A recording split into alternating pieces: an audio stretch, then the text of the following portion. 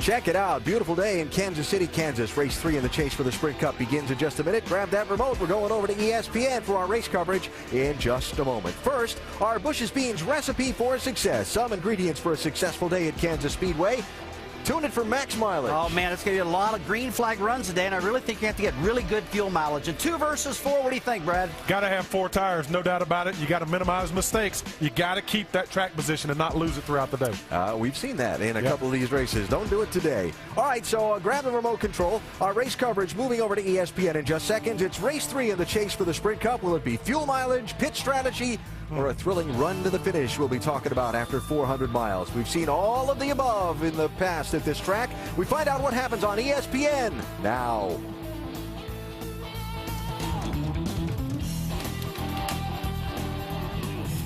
The first touches of fall are in the air in Kansas City, Kansas. A little frost on the pumpkin this morning when the fans began filling the parking lots of the Kansas Speedway for race 3 in the chase for the Sprint Cup. Today it's a fast mile and a half where we've seen frantic finishes, fuel mileage decide the winner, and everything in between. After the opening 2 races in the chase, we've seen some stumbles and some strong statements. We'll see how this 400 miles plays into the story of who will be the champion. Time to go trackside for the opening ceremony. Ladies and gentlemen, please rise and remove your hats as the Washington High School Air Force Junior ROTC presents our nation's colors. Remain standing as Senior Pastor Steve Schultz of Parsons Foursquare Church in Parsons, Kansas offers today's invocation. Lord, we thank you for this beautiful day, and we thank you for the privilege we have of being a part of this race today. And we're mindful of all those men and women serving us around this world. Keep them safe as they serve us. And Lord, now we pray for each driver, each crew member, and each official, that they would be safe throughout this race. And may your name be glorified. In Jesus' name, amen. To honor our troops, please place your right hand over your heart as Army veteran Betty O. from Manhattan, Kansas performs our national anthem. Oh, say, can you see by the dawn's early light what so proudly we hailed at the twilight's last gleaming, whose broad stripes and bright stars through the perilous fight o'er the ramparts we watch, with so gallantly streaming, and the rocket's red glare, the bombs bursting in air, gave proof through the night that our flag was still there. Oh, say, does that star-spangled banner yet wave o'er the land of the free and the home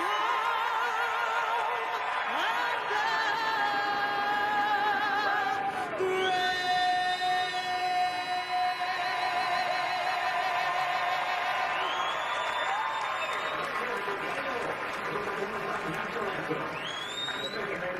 brave? Well done.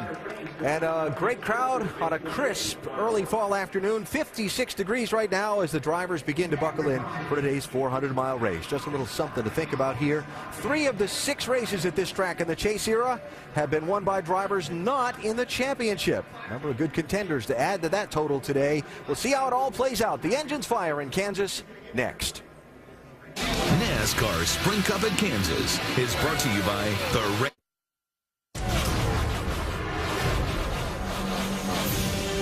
champions play to win.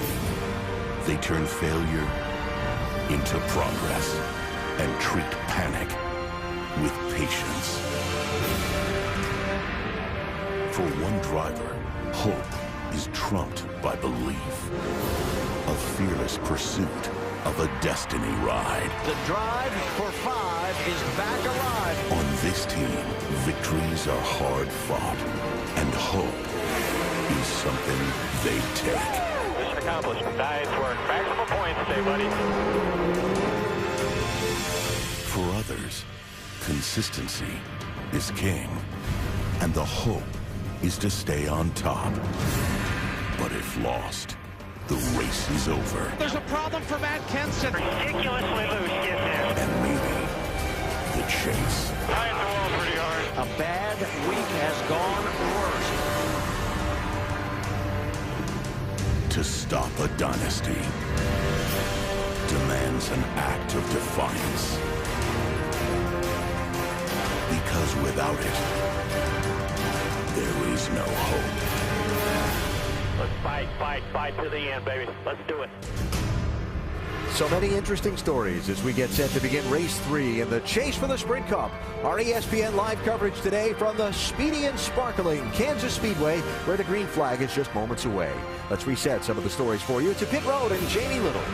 Well, last week after Jimmy Johnson's win, where he jumped up 4 positions in the points and gained 57 points on leader Denny Hamlin, they sent a message to the rest of the field. The drive for 5 for the 48 team is a reality. Yesterday after practice, the 11 team was left scratching their head, unsure of what they had for today's race. The 48 team, though, they were very confident and they are dialed in. Doc? Well, many teams tell us that it is Kyle Busch, not Denny Hamlin, that they see as the primary threat to Jimmy Johnson's crowd.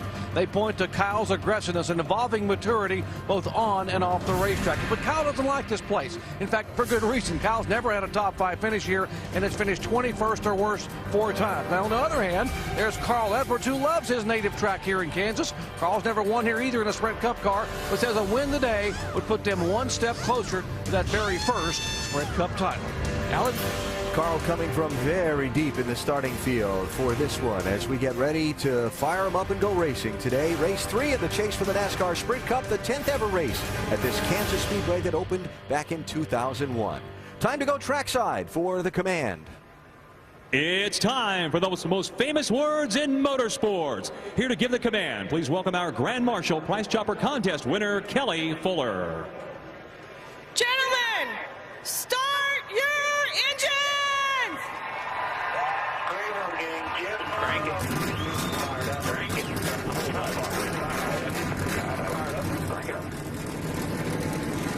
Good time, Franklin. 2, 3, 4, 7.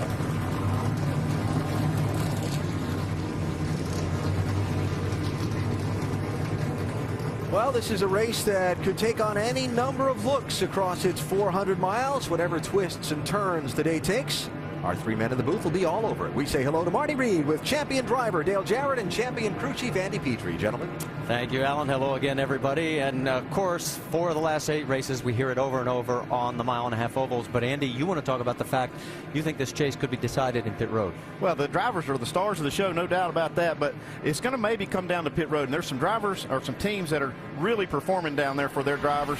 And Denny Hamlin and Kyle Busch's team, we averaged all of their 4-tire stops. They're competitive 4-tire stops. We took out some of the stops where maybe they were fixing wrecks or whatever. These are competitive 4-tire stops so far in the chase. 13.0, that's incredible performance by these teams. And even though, you know, the competition is so stiff out on the track, it could actually come down to pit road winning this race. It could also come down to pit road win the championship. And DJ, from the very beginning, you've talked about mistakes. Yeah, you know, we've seen some drivers make some mistakes, uncharacteristic sometimes, getting on pit road, just like Andy's talking about, or missing pit road. So ultimately, yeah, you want to run well, you want to try to win races, but it's going to come down to who makes the fewest mistakes in trying to win this championship. And as a driver, to get back what Andy was talking about a little bit, when your pit crew does the job there, wow, what a huge confidence boost that is to you. On the other side of it, when either they have a problem or you sped on pit road getting yourself back in traffic, that's what can lose championships for you. Well, one of the guys who's been most consistent is Carl Edwards. He has scored more points in the last 10 races than anybody, and he is our in-race reporter today. Let's talk to him, DJ. Hey, Carl, Dale Jarrett, the ESPN. You have a copy? I got you, Dale. Hey, thanks for talking with us today, Carl. We had so many good questions from our mailbag and from your fans. We're going to use a couple of those to get this started. And Mariel from Hagerstown, Maryland asked, if given the chance today to take a risk like a fuel mileage gamble and go for the win, would you take it or settle just for a top 10? Well, right now I'm sitting here staring at this crowd. We got a packed grandstand, and I met a lot of them today, and they're wearing 99 Aflac gear. So from sitting right here, I'd say we might take a risk, you know. But man, the big picture is that championship. So that's a really good question. I think we just have to weigh it when it comes. But a win here would be huge for me. All right, Carl William from Arizona asked, why did so many drivers seem to spin off of turn 4 during practice, and will that factor into the race today? Bob and I talked about that before the race. When I was riding around, before the race with the governor of Missouri, and he was asking me what made the track so hard, and we were going by all those skid marks. And I pointed at him, I said, that's what makes it difficult. You know, coming off of the corner, the tire and the car setup make it so loose off of 4. And you saw guys that were very good drivers spin out. So Bob and I talked about it. We think that might be a factor today. There might be some havoc over there. Hey, Carl, we saw yesterday in the nationwide race, this racetrack really widened out all the way up to the wall. When do you, as a driver, have to make that effort and know when to change to go from the bottom to the middle to the top or wherever it is you have to run? Well, you know how it is. You got to run where the other people aren't running. So yesterday, I ran all the way up and hit the wall. I was trying, to get something, that wasn't there. Trying to run higher and higher. And you got to clean it off a little bit at a time because it fills up with debris. But I guess if you go down the corner and you can't beat them on the bottom, you got to go to the top and vice versa. All right, Carl. You have a great day. Thanks for talking with us, and we'll talk to you a little later on as you make your way towards the front. It sounds good. I appreciate it. Have a good broadcast. Carl's got a long way to go. He's got to go all the way from 31st starting position, the worst of the 12 chase contenders. And he mentioned those grandstands. Look at them in the background. Great crowd today. We'll go green when we come back. Back here at Kansas Speedway, cars on the pace lap. We're just about ready to go green. Let's show you the onboard cameras we have for you today with Denny Hamlin, Greg Biffle, Kyle Busch, Kevin Harvick, Clint Boyer, Jimmy Johnson, Dale Earnhardt Jr., and our in-race reporter, Carl Edwards. Casey Kane was our pole sitter. It's his 3rd of 2010, 19th of his career in a front row sweep. First time this year for Richard Petty Motorsports. His teammate Paul Menard will be starting right alongside. 3 did not qualify, including 2004 winner Joe Nemechek, Mike Bliss, and Jason Leffler. 3 are going to the rear. Mark Martin and Marcus Ambrose for engines, and Casey Mears for transmission changes. Let's get the latest from pit road. Dave Burns, you want to talk about Kurt Busch?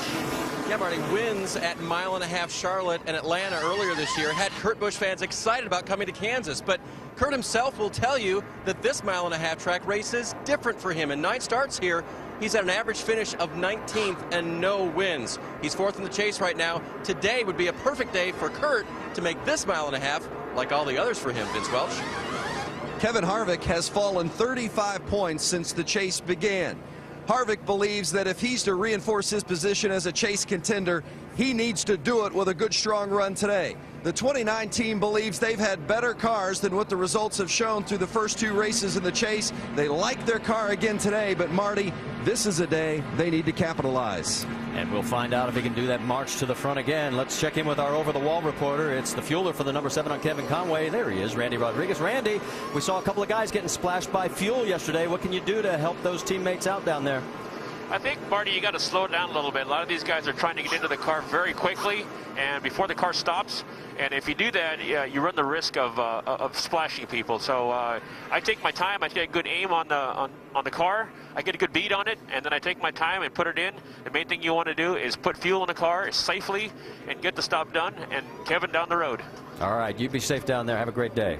Thanks, Marty. Let's check our track facts. And again, we talked about the 1.5 miles and not a lot of banking in this track. Yeah, that's a big key here. These guys are looking at 15 degrees of banking, and there's not a lot of grip in any of that. We'll see them searching for that all day long. Weather yesterday was a factor. Wind was from 4 down to turn number 1. Yeah, it's going to be a lot less today. The wind was a factor, a big-time factor yesterday. It's going to be a beautiful day for racing, hardly any wind, and just sunshine all day. All right, here are the chase points as we get ready to start this race. You can see exactly where everybody is starting in this field. And there are the guys that have won at Kansas that are highlighted. Jimmy, Jeff, Greg, and Tony. In fact, Jeff and Tony have 2 wins apiece. What's interesting is, in the first 2 rows, Kane, Menard, Jeff Gordon, and Logano, those guys are winless in 2010. And we saw what happened yesterday in the first couple of rows in that race, in the nationwide race. So odds on right there. The first 4 have a great shot coming in to this race. Pace car lights are out. They're coming through turn 4 now. This great crowd all on their feet as they are getting ready to come out of turn number 4 here at Kansas Speedway. You can hear the cheers building as they come down the front straightaway. Led by pole sitter Casey Kane. Race number 3 of the NASCAR Sprint Cup chase for the championship is green.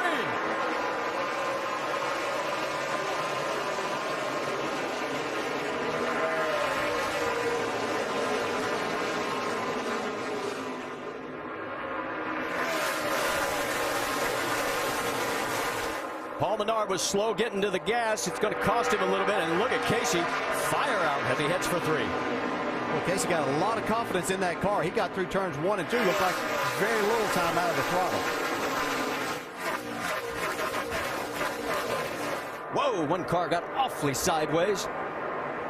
Well, Jimmy Johnson down the apron already trying to make some passes down the front straightaway. Side by side there, the 42 of Juan Pablo Montoya. Right alongside Greg Biffle. Behind him, Matt Kenseth and Kurt Busch. Well, Montoya had a really good car in yesterday's final practice session. I think that he's got his sights trying to win this and forget about who's racing for a chase. Biffle right in front of Montoya now, trying to hold on to the spot. Here comes Kurt. Here comes Montoya back on Greg. Up front it is still Kane, Menard, Jeff Gordon. I should say Kane and Jeff Gordon in second. And all of a sudden, what's happening to Biffle? He's sliding back a little. Yeah, he is sliding back. On the left side of your screen there, Jeff Burton just went to the apron down the front straightaway to take the spot away from Jimmy Johnson, trying to pick up another one down the back straightaway.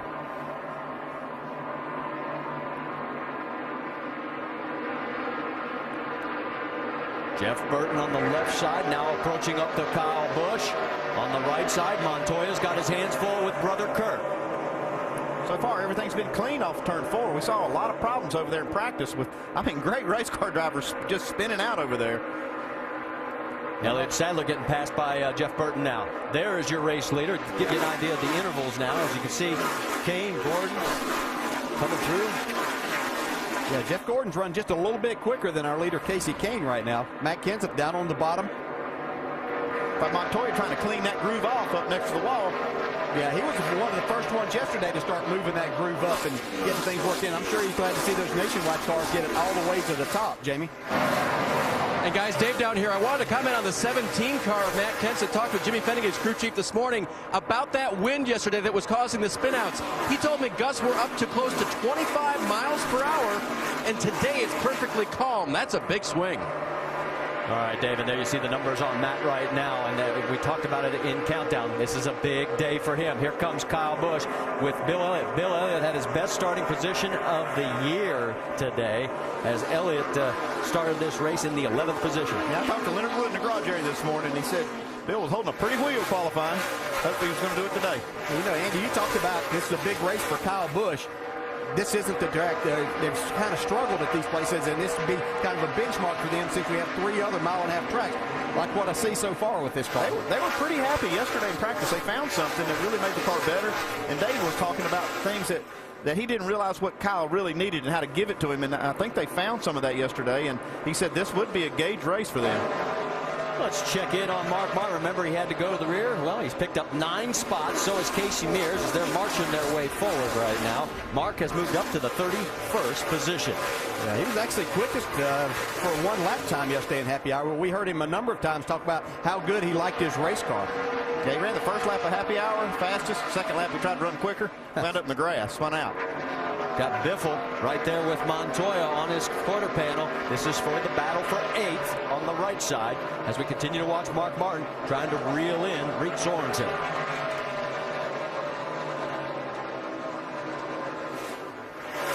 Montoya still going for that high line, a lot higher than everybody else right now, and all of a sudden there's Denny Hamlin sneaking into the picture.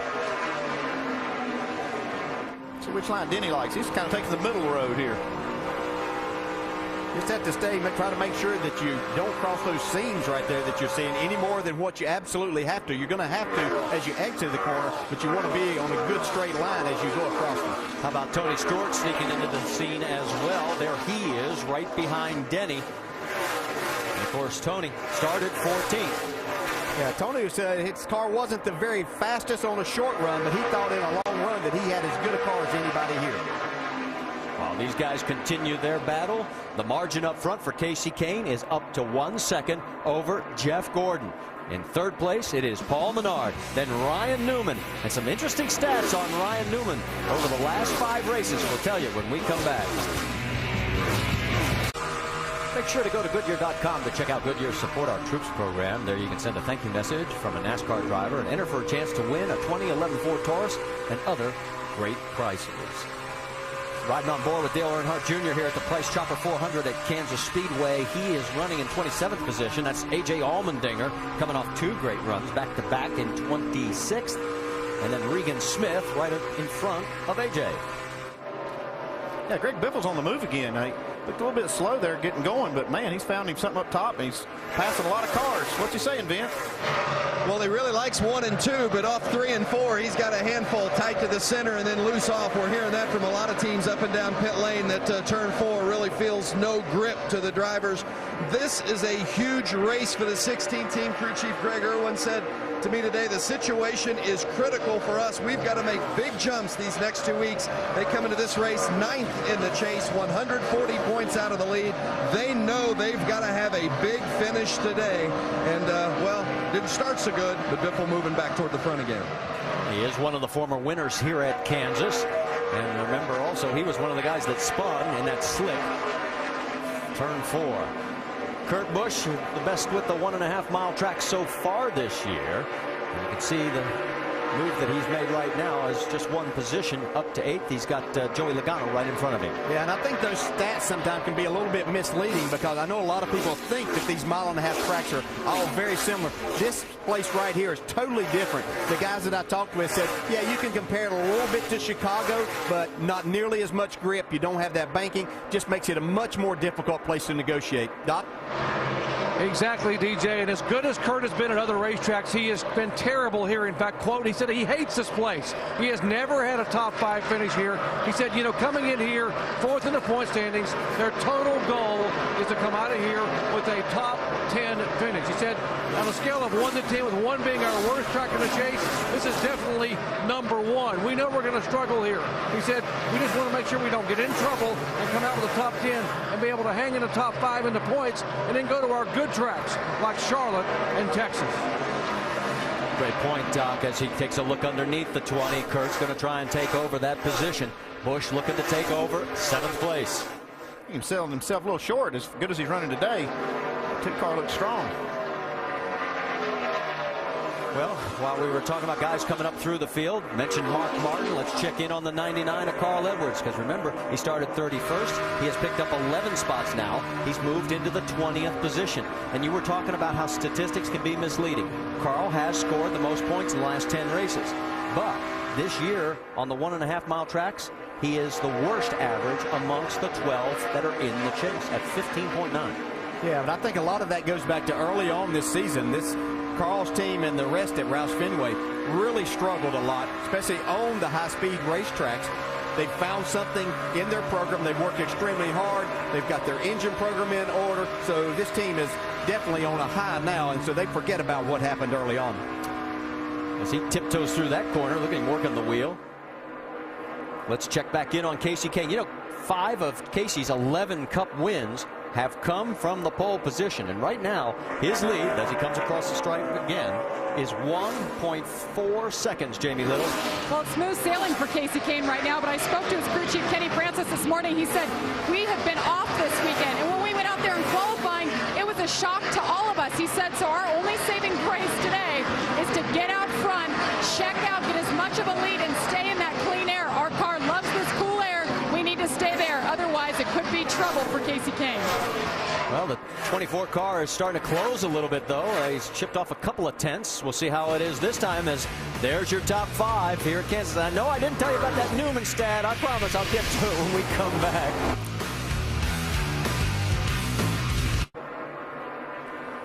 Shuffle at the front of the field here in race number 3 for the chase for the NASCAR Sprint Cup, as Jeff Gordon has taken the lead from Casey Gain here in the Price Chopper 400. Let's take you back and show you how it happened.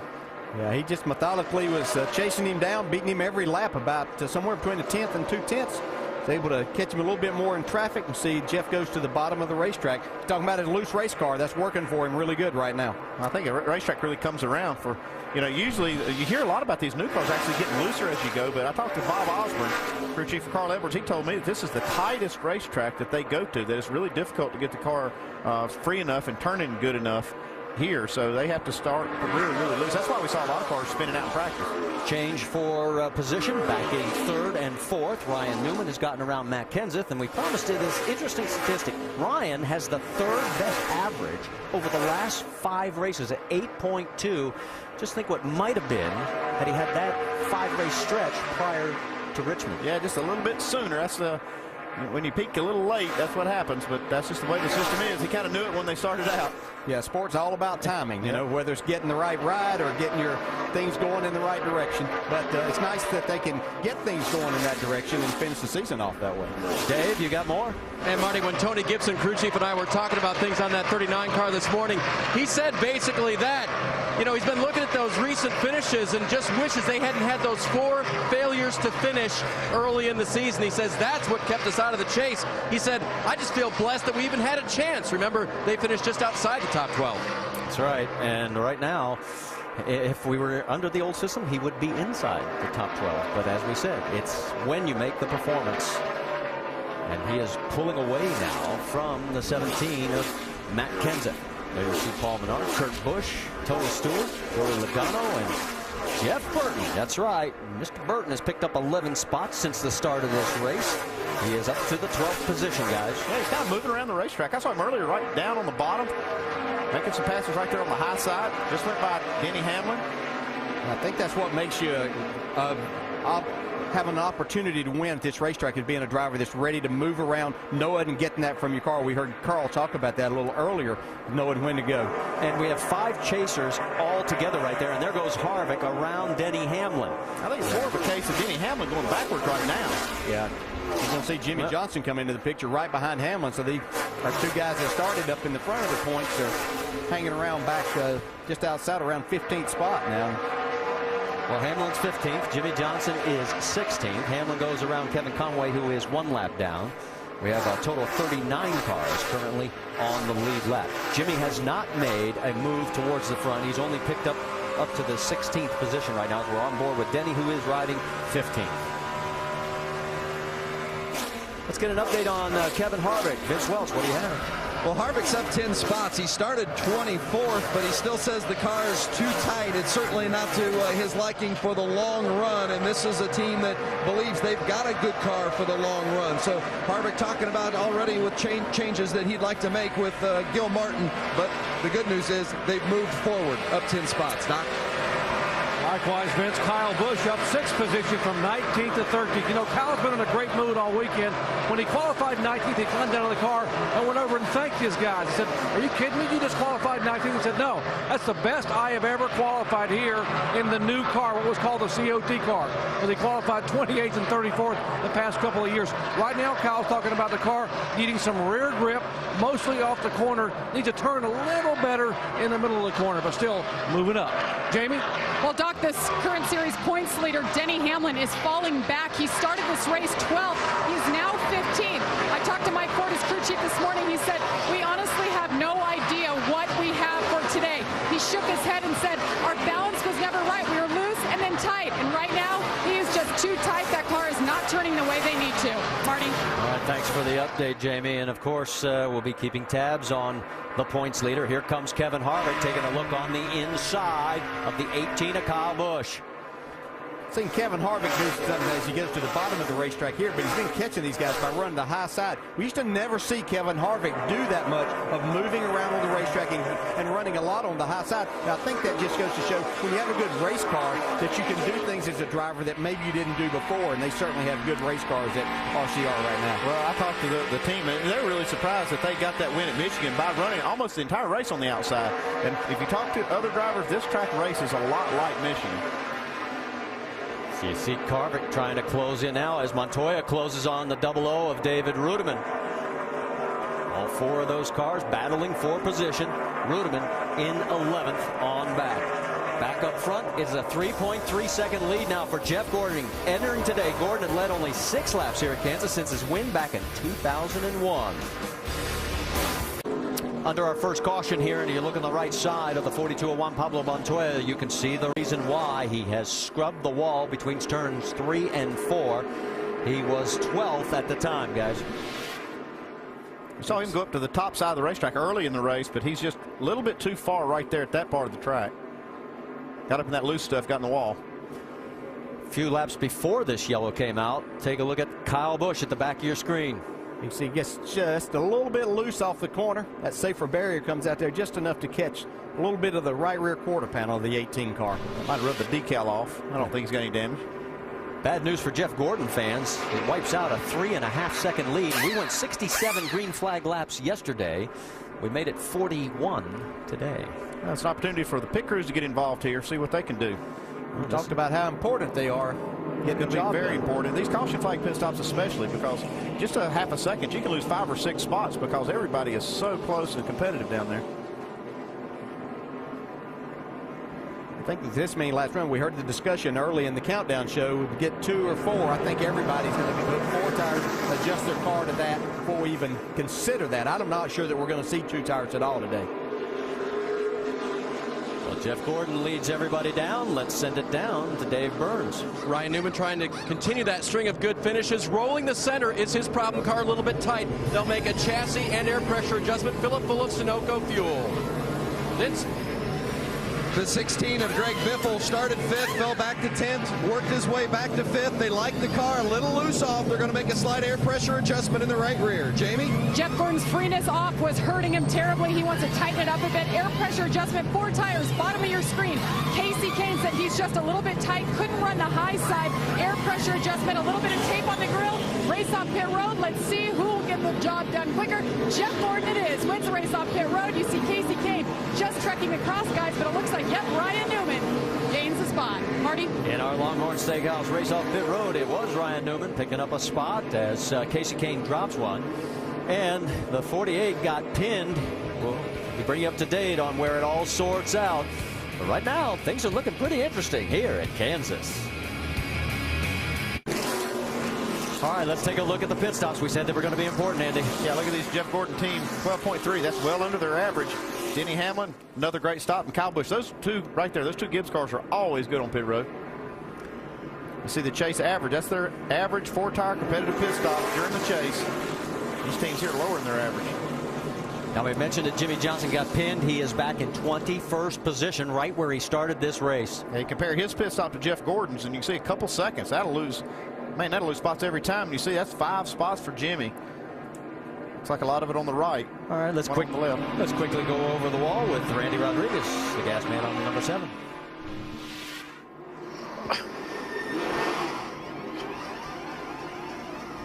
I'm going back to the wall to get the feel. Waiting for my changers to come.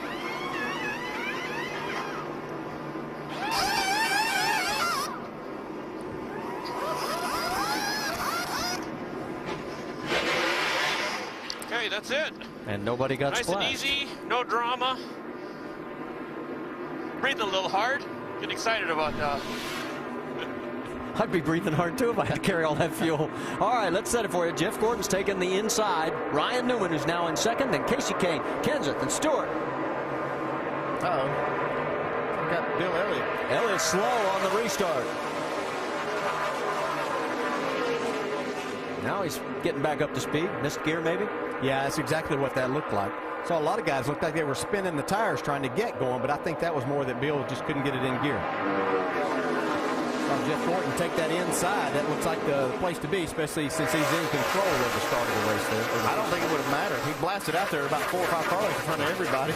He could kind of choose his lane by the time he got to turn 1. 36 of J.J. Yeley got the Aaron's Lucky Dog, and he is back on the lead lap. 2 cars behind the wall. McDowell in the 46, Landon Castle in the 64. That gets you up to date. And now you can see what's happening out on the track. Denny Hamlin's got his mirrors full of teammate Joey Logano. Jeff Gordon's got nothing but clean air in front of him. Saw that slow car on the exit look like Bobby Labonte. Yeah, he was just coming back out from pit road. He had taken another stop. Battle for 3rd place between Casey Kane and Kurt Busch. The beer wagon's going door to door.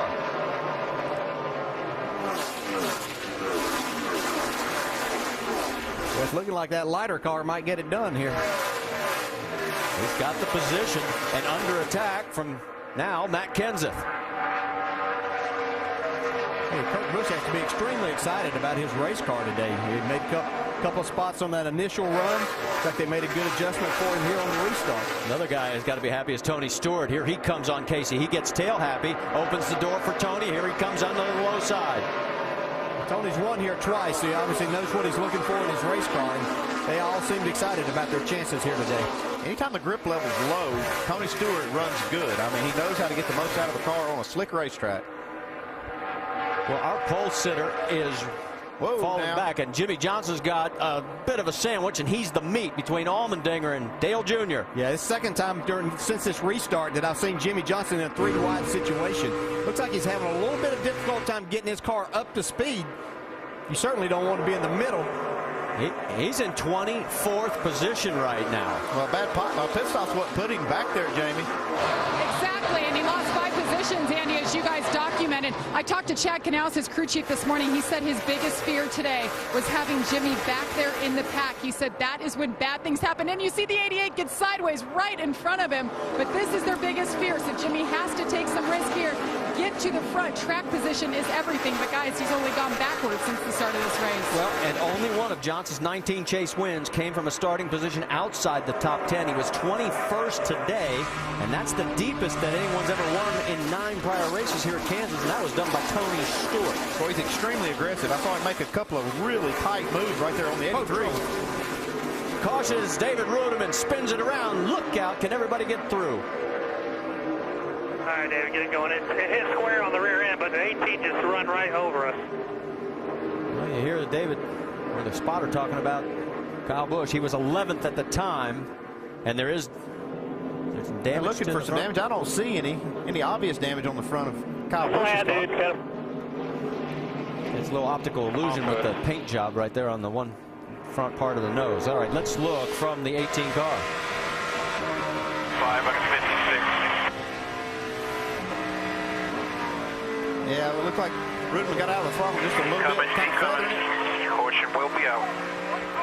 Now watch how close this gets. There's Carl Edwards passed safely.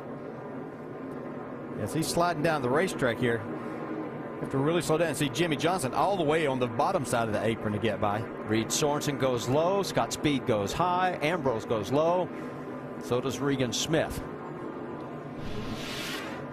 And there you can see the damage on the right rear corner. It's a lot, too. You can see that kink in the quarter panel. That means that that entire rear section of the body is definitely damaged.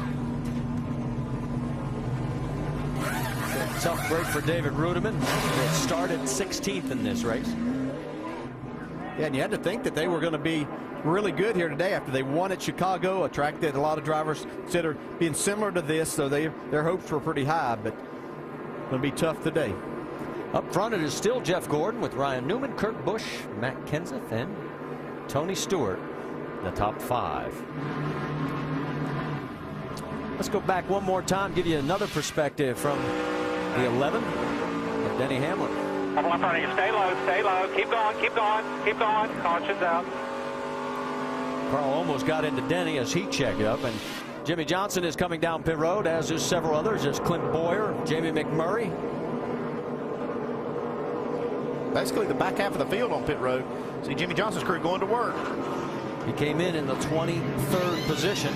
See the wrench in the window there, making a chassis adjustment.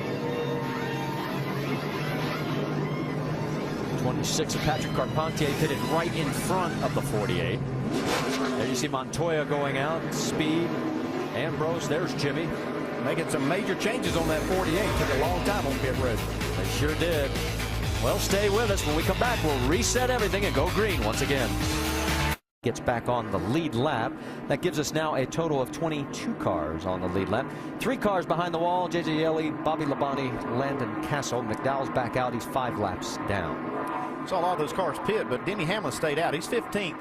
He's right there around that cutoff point where everybody behind him is going to have tires. Even though they're only 9 laps fresher, he might be in a little bit of a vulnerable spot. Let me correct one thing. It's 35 cars total on the restart on the lead lap. Scoring has recycled. Jimmy Johnson's going to be restarting 28th. He is dead last out of the 12 that are in the chase. Jeff Gordon has now decided to try the high side after last time going down low. It'll be Newman alongside Kurt Busch, Kenseth, Stewart. That's your top 5. And Jeff Gordon gets going. Yeah, I think the leader here has such an advantage because this is a difficult track to get up to speed. You'll spin the tires very easily, so I think that makes it look even more so. So I don't think it's really going to matter. They're 4 wide. 4 wide. Boyer had him down low. Here comes Mark Martin up high. Jamie McMurray, and it's getting dicey.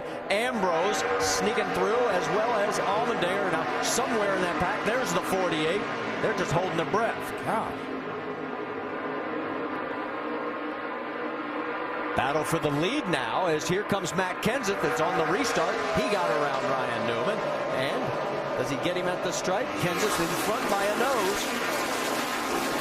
You know, Matt Kenseth had a good run going at Dover last week until he made that error trying to get onto pit road where he slid the tires and blew the left front out. So this team is showing that they're better and more competitive, but they have to stay away from mistakes.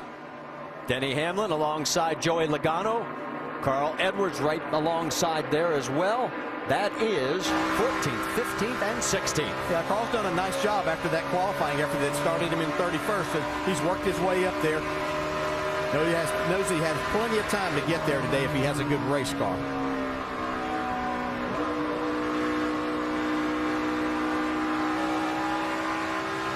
You can hear how they really have to feather the throttle even with good tires on these.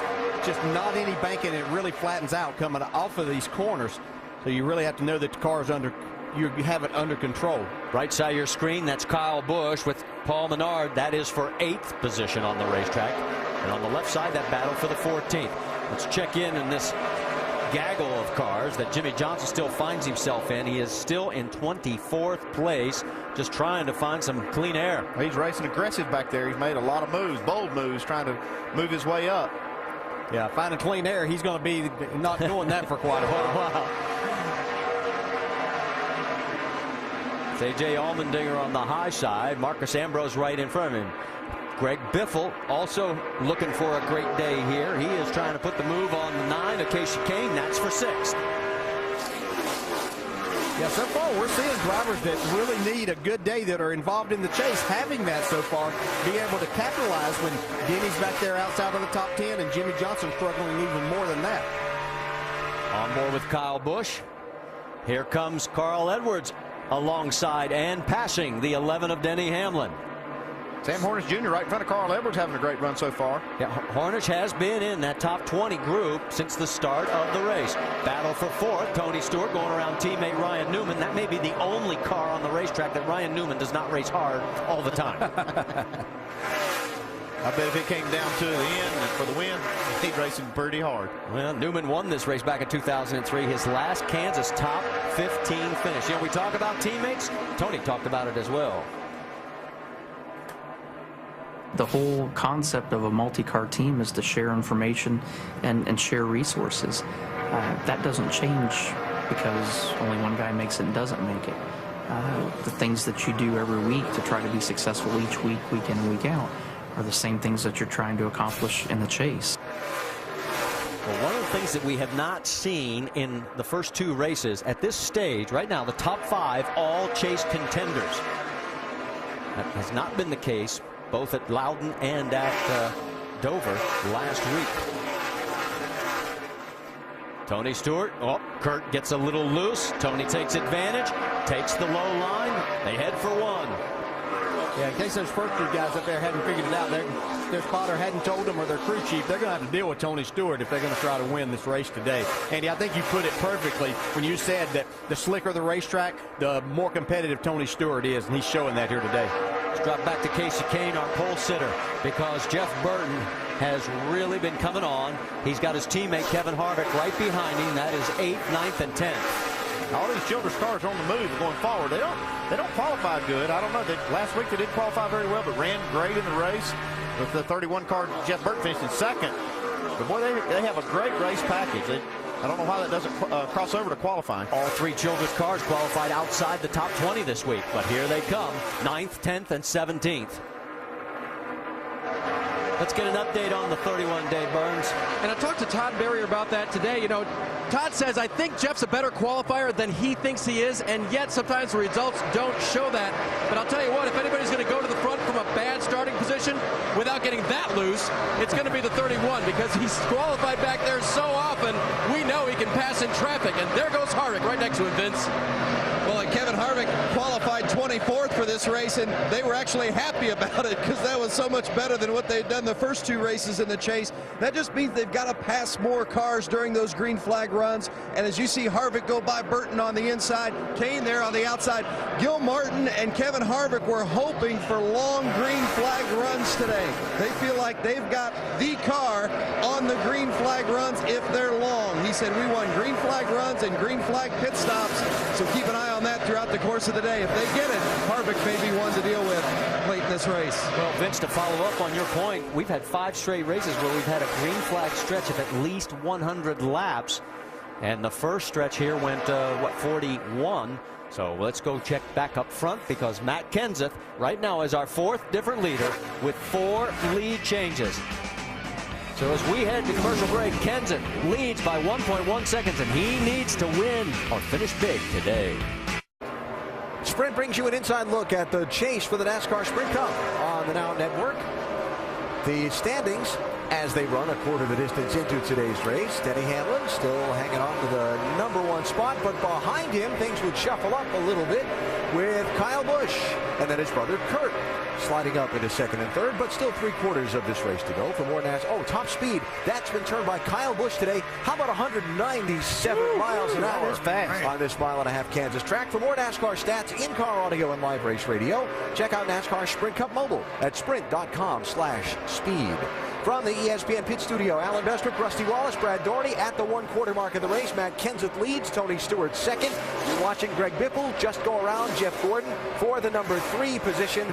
Gordon back to 4th, Kurt Busch rounding out your top 5. Quick thought, Rusty, on the first quarter of the race. Well, watching Jeff Gordon a little bit right there, he was complaining how loose he is, but the first part of the race, he was really running fast, even though he was loose. But right now, I think he's starting to pay for it. He's starting to really slip back now. Race for 4th, 5th, 6th, and 7th there. Ryan Newman slid back from 2nd on the restart from that last caution. Now he's trying to regain some of the lost ground, right? Yeah, he really is. And it's interesting watching Jimmy Johnson. He's really struggled trying to get his way back up from the back. But Carl Edwards has come from 31st all the way up to 10th. He's on the move.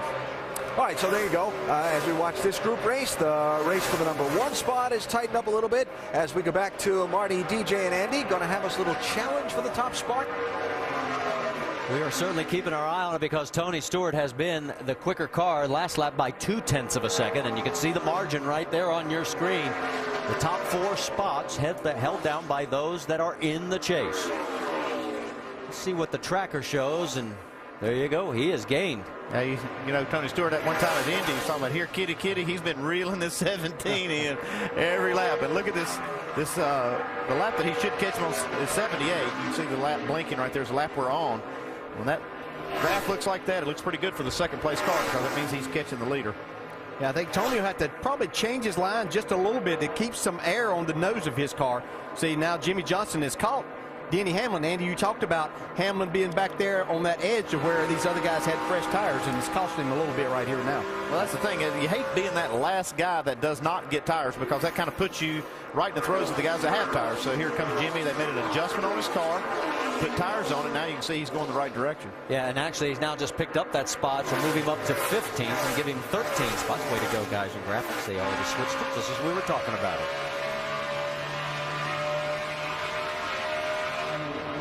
That's the view from Jimmy. Checking in on Kevin Harvick. Harvick's gotten around Ryan Newman, bumped him back to the 8th position.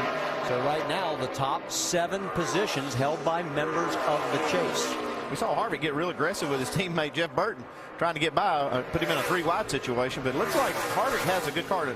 He must have known he had a better car than Burton, and that's why he was a little more aggressive trying to get the spot. He's really driven his way up to the front. Yeah, and watched him do it from the bottom, the middle, and the top of the racetrack that he's going to choose down here in 3 and 4 now. So his race car seems to be handling well wherever he needs to take it.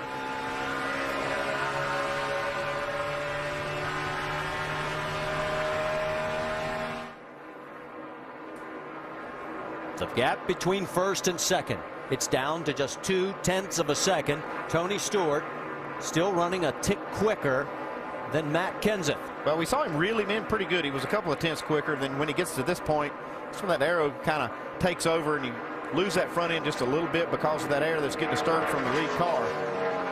And just an idea of what we're talking about, that these cars being bigger, they make a bigger hole in the air, so it takes it longer to get back to the nose of the car there. So that makes a big difference. But Matt Kenseth doing a nice job, Dave.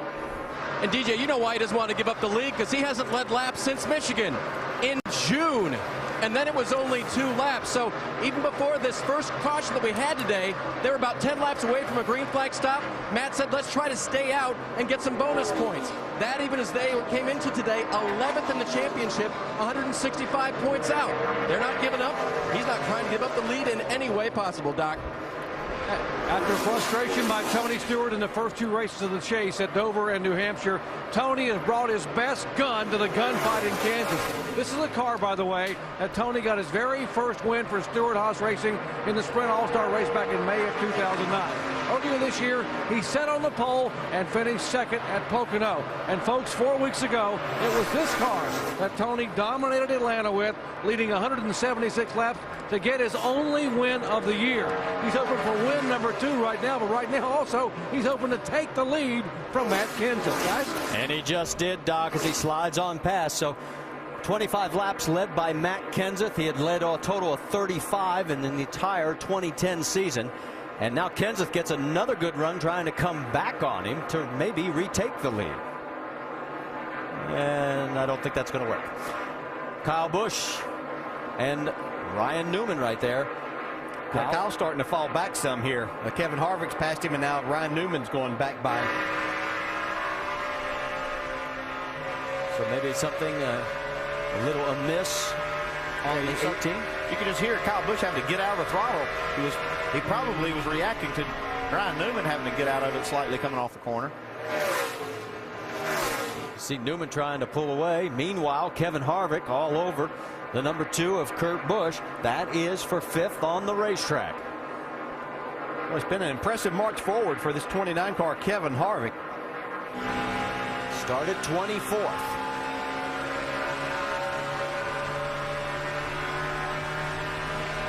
Should be closing in on another round of pit stops.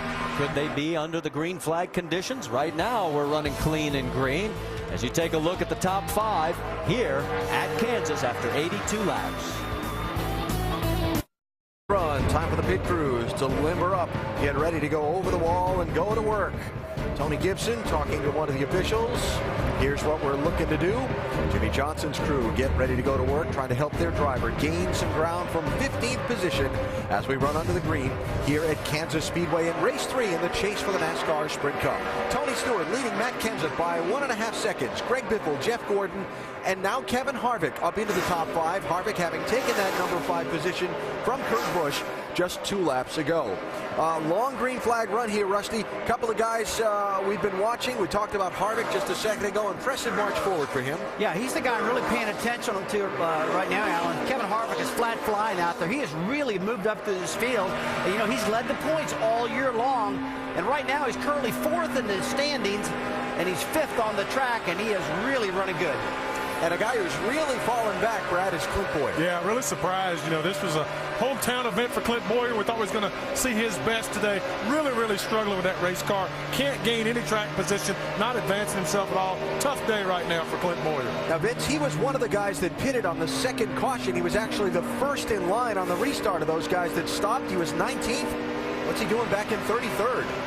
Well, they actually felt like the car was better after they made initial adjustments from that first pit stop. But he says the car is just wobbling like crazy. In fact, getting worse and worse. And Mike Dillon, his spotter, thought maybe that Clint was having a flat, but they've gone beyond that, not having a flat tire. But just the handling of that car has really gone away from him, and he has a handful. Can't wait to make that pit stop, Alan. Not today. The hometown hero was looking for it. Now, most of the leaders hit it at lap 43. We had another group of cars that came in at 53, so we expect the front runners as we watch this change of position as Biffle goes by Matt Kenseth for the number 2 spot. We expect most of the front runners in about 3 or 4 laps from now, maybe just a couple more than that because of the caution laps figured in.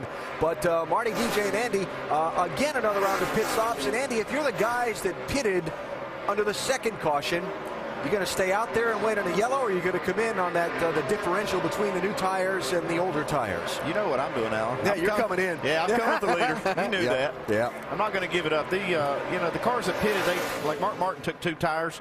Jimmy Johnson took 4. I've been really paying attention how that worked out for him.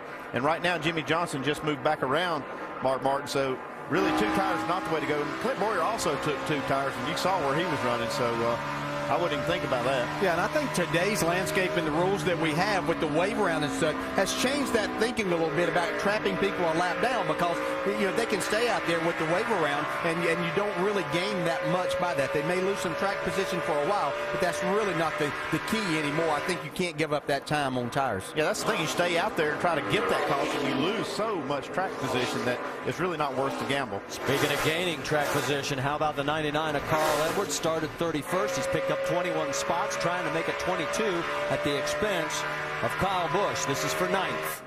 Talk about a home court advantage. Carl Edwards talking early in the race, or before the race started, how these fans really motivate him, and this is one race he really would like to win. Longer this run goes, on the right side of your screen, Jeff Burton's car coming back to life. He's looking underneath the number 2, the blue deuce of Kurt Busch, for the 6th position. Let's go to Vince Welch. Well, the 42 of Juan Pablo Montoya, remember he had a little bit of wall contact earlier, been fighting a loose race car throughout the course of the race, and that's something they've dealt with over the course of the weekend. They felt like when the car was fast, it didn't have good balance. When they got it balanced, they didn't have the speed. Fighting loose today, the 42. So he'll get back out on track. Whoa, and boy, did you see Burton get loose again? That's 2 times in 1 lap, guys. Yeah, he's driving the heck out of this race car, but he'd been making his time up on the high side of the racetrack, and that's where Kurt Busch is running. So Jeff's trying to pass him on the inside here, which is the only place that he can. But that's extremely loose right there. I tell you, just get the good out of these tires. We're going to take them off here in just a few laps. Yeah, you don't want to do anything that puts you into the wall this close to the pit stop. Word is that Tony Stewart, our race leader, could be coming to pit road. Yeah, Greg Biffle's following him in. There he is. Doc, it's all yours. 4,100 RPMs in second gear, 45 miles an hour. Tony has said the car is better on exit, still needs to roll the center better. Darian Grubb's going to make the appropriate change in air pressure. 4 tires. They will get it completely full of Sunoco fuel. Right side tires going on, chassis adjustment. Now left side, clean stop so far. Jack up, left front, left rear on. Vince. The 16 of Greg Biffle started loose and then tightened up. They had a tough stop the first time. They lost 3 spots, but much cleaner on this second stop. Air pressure adjustment. Dave Burns. Matt Kenseth had fallen back to the 3rd place. Losing grip, running free was his addition, and they're going to make adjustments for that on the 17 car. 39 car, Brian Newman is in as well. Brian had been running in the 8th position, falling back because his car was squirmy loose. Track bar adjustment for the Army Chevrolet. Vince. What a good run it's been for Kevin Harvick. We told you he wanted a long green flag run, and he got it. He marched right up through the field. He says the car's still a little bit too loose. They're going to go back on a previous track bar adjustment and make a 4-tire change for the 29 of Kevin Harvick. Clean off that grill. And the pit stops continue to cycle through. Here comes Kurt Busch, followed by Jeff Burton. You see everybody coming back out. There's Jimmy Johnson at the bottom of your screen. Yeah, we just talked about Jimmy Johnson pitting with these leaders. He did just that. 4-tire stop. He is back out onto the racetrack. You see Jeff Gordon just pulling in. There's Burton. Service done on the 31. He's back underway. A.J. Allmendinger is shown as your race leader right now.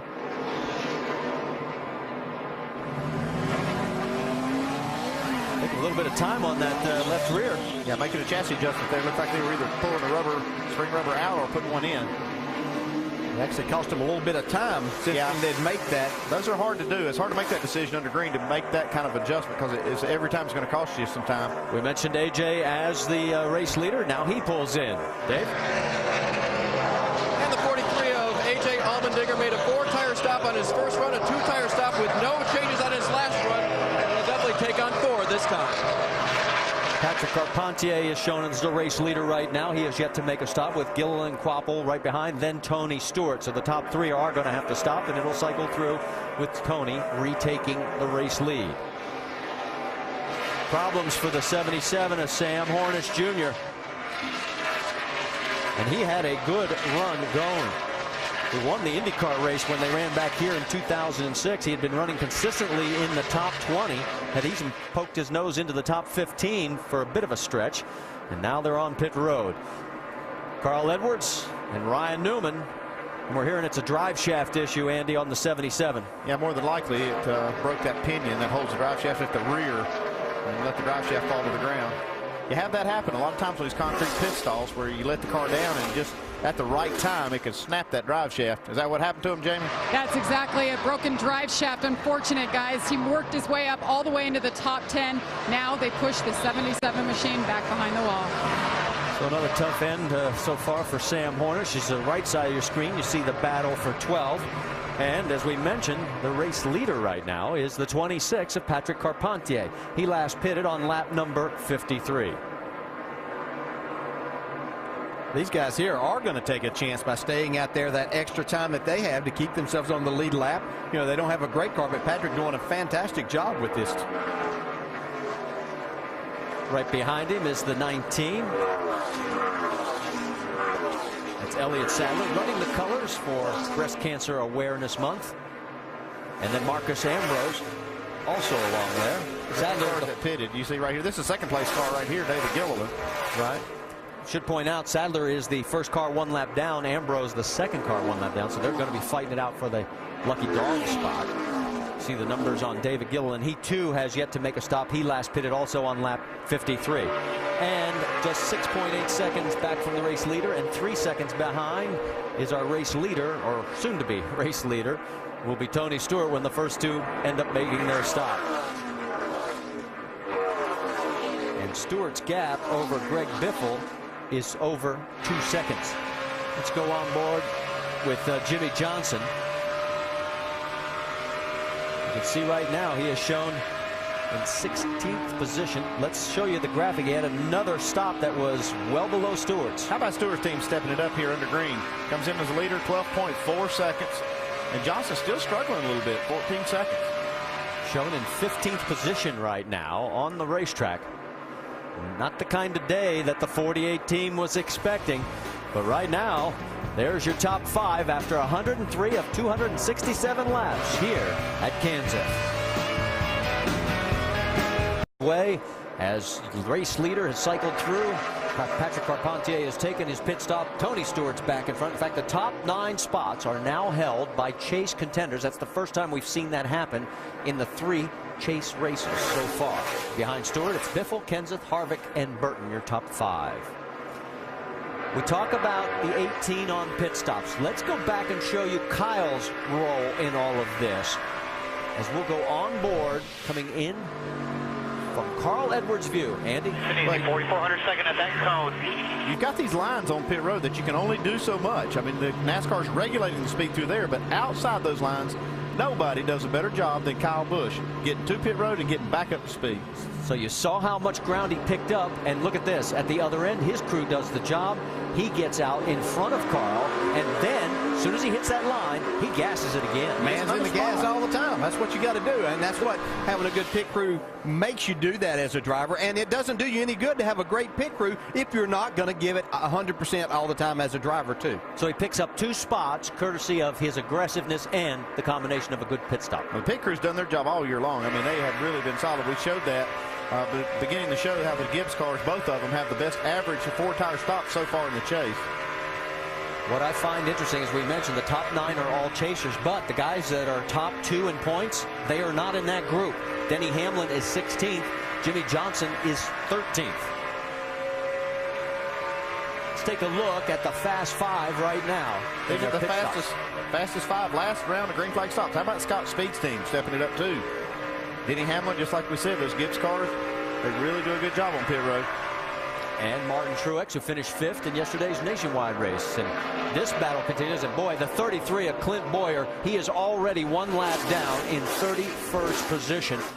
Man, he's just in the way right now. Looking at the battle ahead, that is, of course, Jeff Gordon going after Kurt Busch. Here comes Jimmy Johnson trying to get back into this mix. He's now picked off Paul Menard, and he's looking for Casey Kane to pick up the 12th spot, and he does. Jamie, what's the latest on the 48?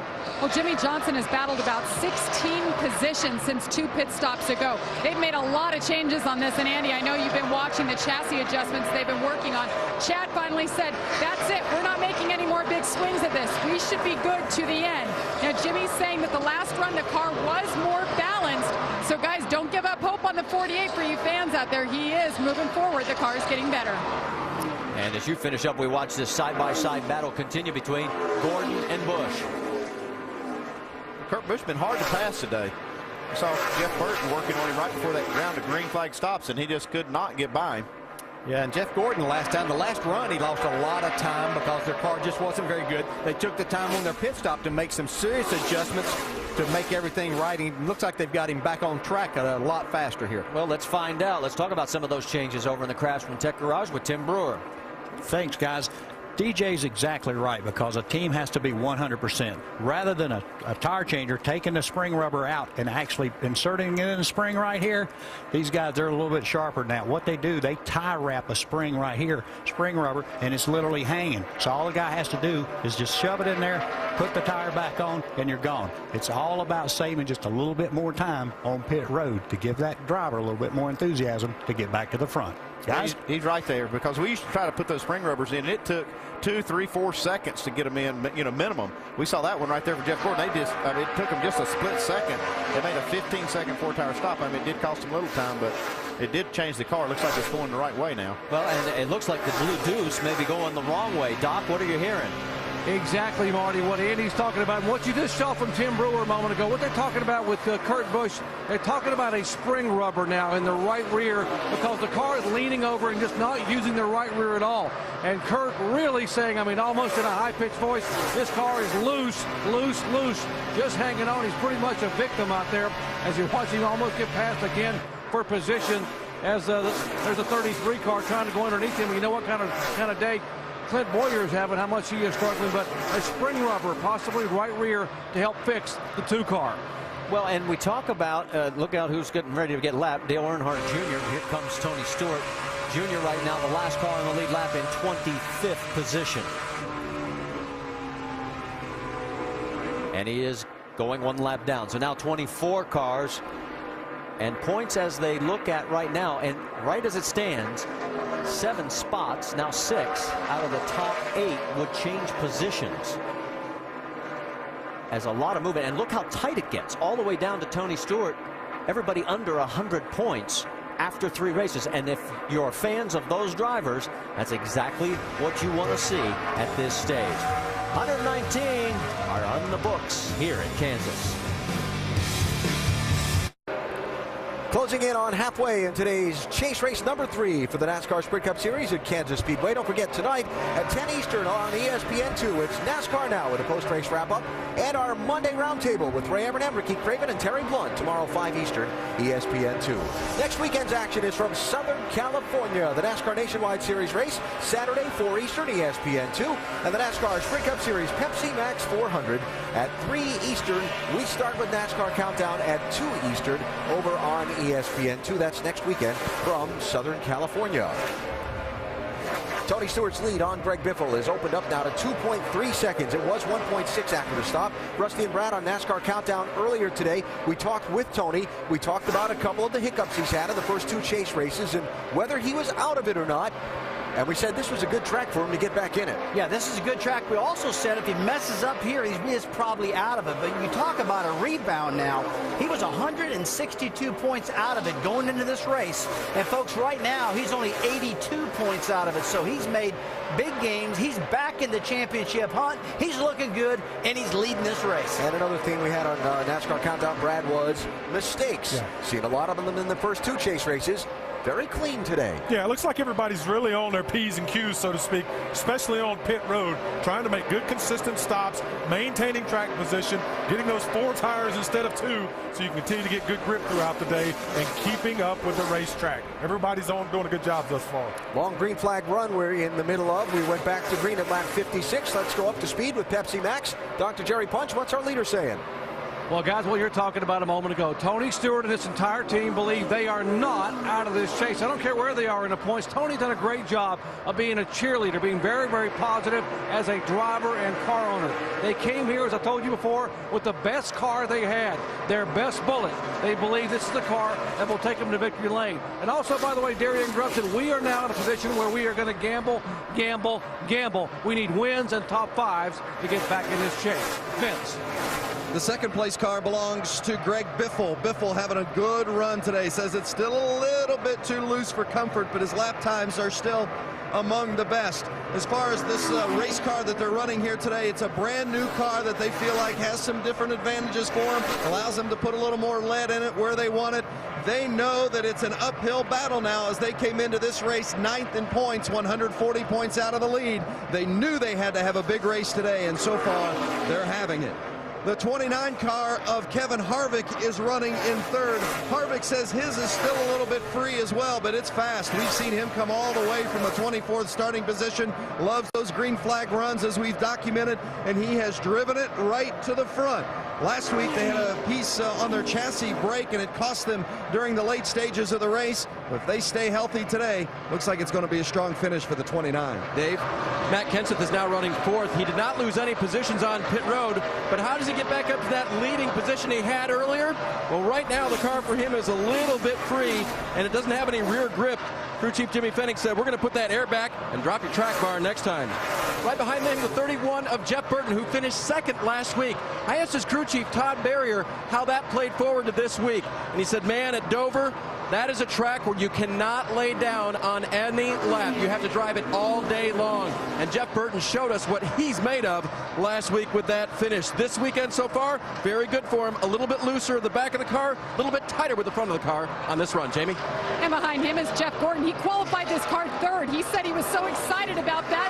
It felt like he had the pole. So he led early laps here, but now he's been falling back. The car has been extremely loose. I talked to his crew chief, Steve Letarte, this morning. He told me this racetrack in California next week, they must capitalize. If they want to stay in this chase hunt for the championship, they must perform well and finish in the top 3. They need to get this car tightened up before they can do that, Doc.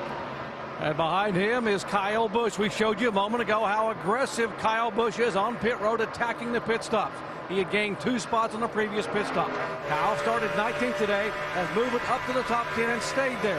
After that last pit stop, Kyle said the car was good for 3 laps, and now it has gone away, so he's hanging on so they can make some more adjustments. Remember, Kyle has never had a top 5 finish here.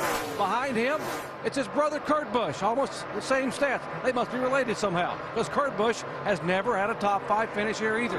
Right now, Kurt is struggling, talking about how the car will not use the right rear tire. We told you they're thinking about putting a spring rubber in and making a major air pressure adjustment the next time he comes in. And again, their design come out of here with a top 10 finish.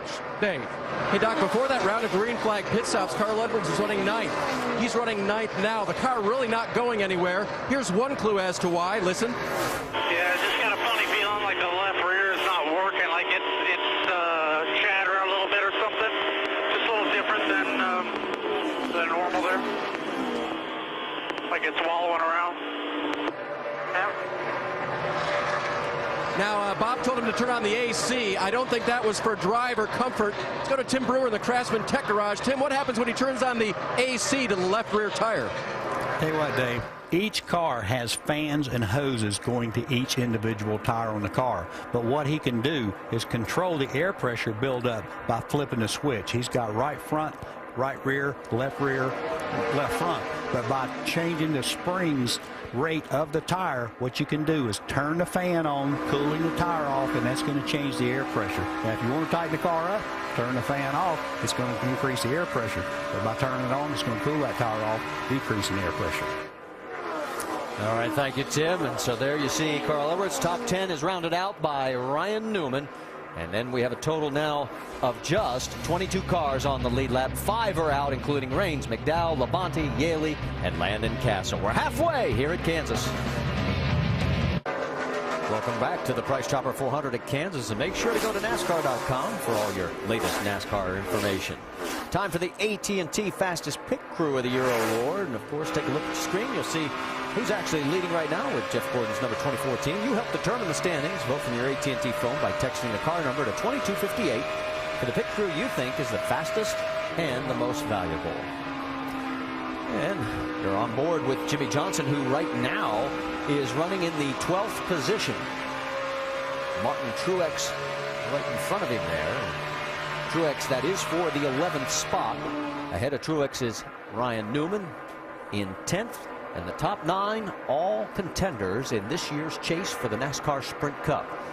Led by Tony Stewart, who has a 2.6-second lead over Greg Biffle. Good battle going on right now between Kevin Harvick and Greg Biffle. Harvick trying to take over that second spot. Well, he just keeps chopping away. Very impressive, Kevin Harvick. His lap times, he's been somewhere 2 to 3 tenths faster than Greg Biffle and even Tony Stewart on a lot of laps. It's about this part of the run, last run, where Jeff Burton actually had the fastest car. He caught this group. He caught Kevin Harvick, just about ran up to him, caught Kurt Busch. Looking at the lap times, Jeff Burton is the fastest car on the track right now. Burton's about 1.5 seconds behind these two right here. Jeff running in the 5th spot, and there goes Biffle down low. Yeah, that's what I say. This part of the run on the last green flag stretch, looks like Biffle's going to make a pit stop early here. So on lap 144, Greg Biffle brings it to pit road. And he is the first of the front runners to make a pit stop. David Reagan right in front of him there. Let's send it to Vince.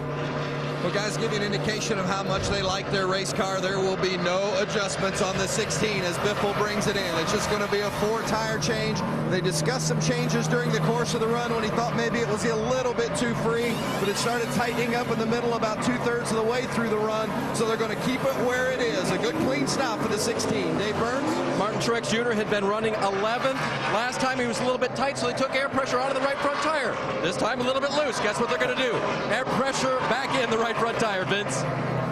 Well, the 98 of Paul Menard has come in. Now we've got the 17. We'll go back to, there's the 98 of Menard. They're going to make a wedge adjustment, also a rear air pressure adjustment. Car hitting the splitter and a little bit too loose. He's been searching for a faster groove as well, Doc. And Kyle Busch said the car, actually the track is coming to him in the car. He told the crew chief, I don't know what I would change. Let's just put tires and gas in it and not change a thing. It's exactly what they're doing.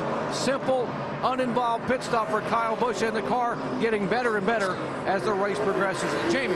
Jimmy Johnson's had his work cut out for him as well as his pit crew today. Many adjustments. He said that last stop and round of adjustments did not tighten him up. 4 tires fill up. You see the wrench in the back window. Another chassis adjustment. Putting the Sunoco fuel in. The car continues to get better, Doc. Smoke, Tony Stewart, our leader in. No adjustments, 4 tires, and topping it off with Sunoco. Car couldn't be better, according to Tony. 13-second pit stop. There you see Jeff Gordon's crew. They're over onto the left side. Carl Edwards also in. He's just finished his service, going back out. Denny Hamlin right there in front. Here comes Gordon out. And Harvick at the top of your screen. Vince, yours. Kevin Harvick lost 3 positions last race with a 15th place finish at Dover. They know they're better than that, and they were here to prove it today. So far, so good. They've been splendid on the long runs. He says it's just a little bit too free, but they feel like it just keeps getting better and better. They're going to make a slight air pressure adjustment with a 4-tire change.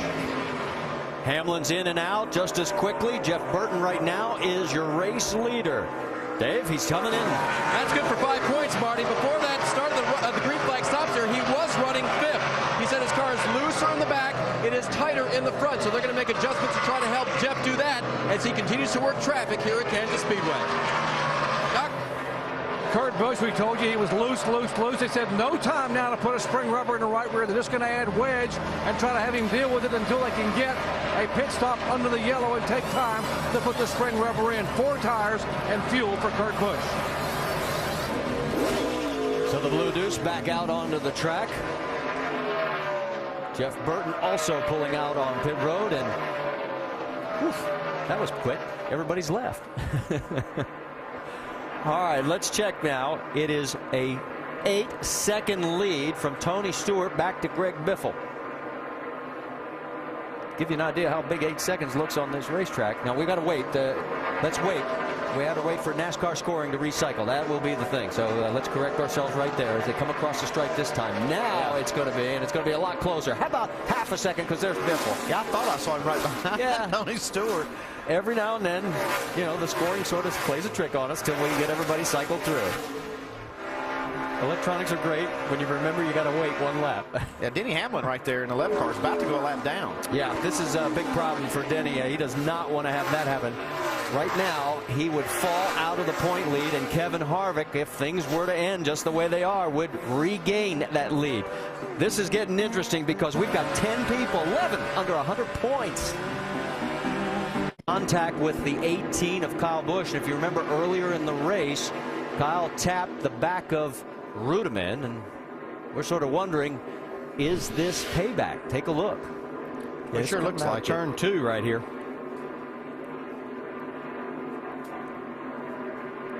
Yeah, Rudeman got the worst of it, but Kyle did get some damage on that left rear. Yeah, I think he probably has a little bit of damage on the right rear also, where he might have got that into the wall. Now let's go back to lap 52, because this is the contact. Watch the bumper right there. And that turned Rudeman. Yeah, that's very unintentional there, Kyle. But yeah, as a driver, you don't know that and don't look at it like that. You always wonder why he's running into the back of you. On board with Kyle. Still there. He wrecked himself. Keep coming. There will be a caution. Not yet, though. Keep coming. Now the question is, how much damage on Kyle? Let's listen in. It's killed. The car is destroyed. My steering wheel is knocked a quarter of the turn off.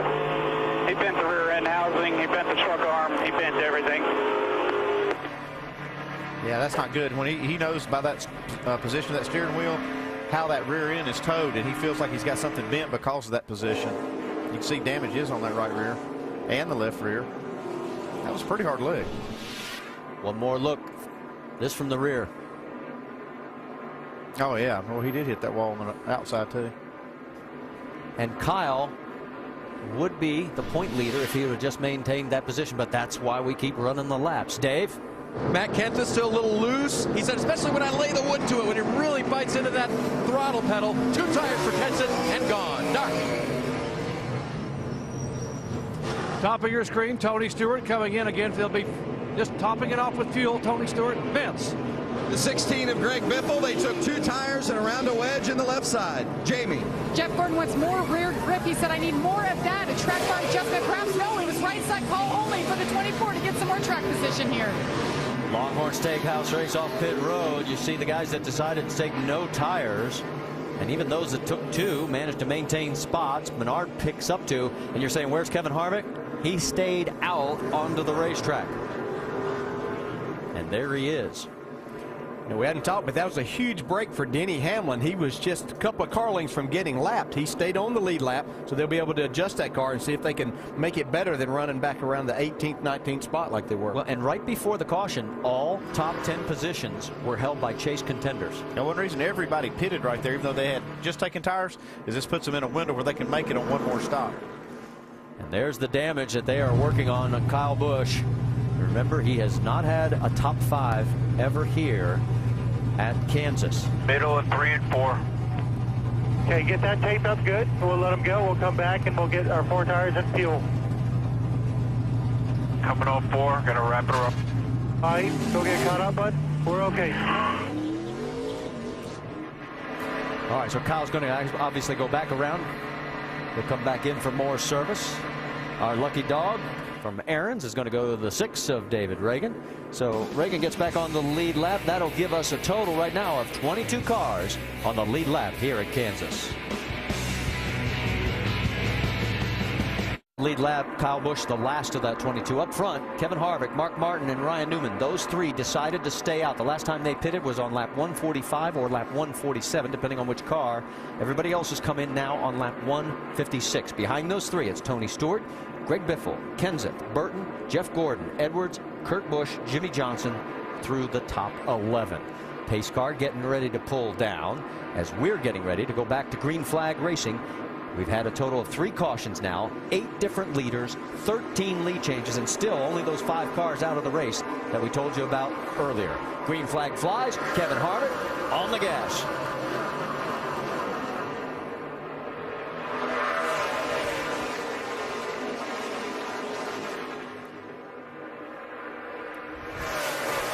Talk about Mark Martin up there in that second spot right now. Comes from the rear after an engine change. 3 wide, further back. Everybody hanging on so far. I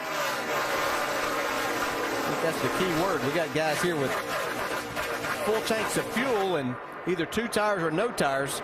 Well, make for a handful. Well, it wasn't that many laps ago that they pitted under green, so there's not a lot of laps. I think about 8 green flag laps is all the cars that just took fuel have on them, so shouldn't be too bad. And we saw some people take 2 tires the last time they did that, and the 2 tires really weren't that great. That was Ruderman coming back out on the track. You saw very slowly there. He is 9 laps down. That's Greg Biffle going underneath Ryan Newman for the 5th spot. Looking to get past Mark Martin, who's been passed by Matt Kenseth. Tony Stewart's also gotten around. And there's Jeff Gordon side by side with Newman.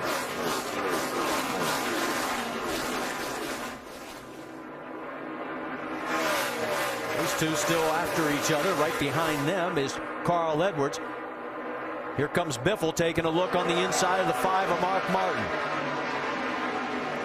Move Biffle up into the 4th spot. His next target will be Matt Kenseth. See Gordon still having a trouble getting around Ryan Newman. Just a little too loose to make that bottom side work. Here comes Carl Edwards to the inside. See if he can make that work. Look who else is sneaking in there, the 48. Let's get an update from pit road. Dave Burns. The 39 of Ryan Newman had to stay out, Marty, during that last round of green flag pit stops. When he came to pit road on lap 145, he was out of gas. They lost lots of positions. This was their only play. It's probably a good gamble. I mean, likely we're going to have another caution before the end of the race, and all that did for the other cars is put them in a window where they could make it on one more stop should it go green to the end.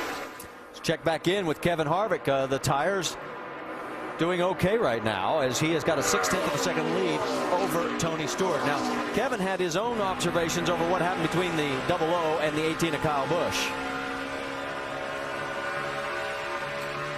Oh, came up into the 18. I believe that was a payback. Tear the 18 up. He hit it pretty good in the left rear, knocked him in the wall a little bit. I'm looking here. He did a good job. I mean, it was great acting. Trouble. Got trouble. Right side looks all right. Into the wall. Turn number 4. Casey Kane, our pole sitter. He has got the right side of that Budweiser Ford. Coming out of turn number 4. Got the right rear corner pretty good. Turn 4 has been, oh, now he's just shredded the left front.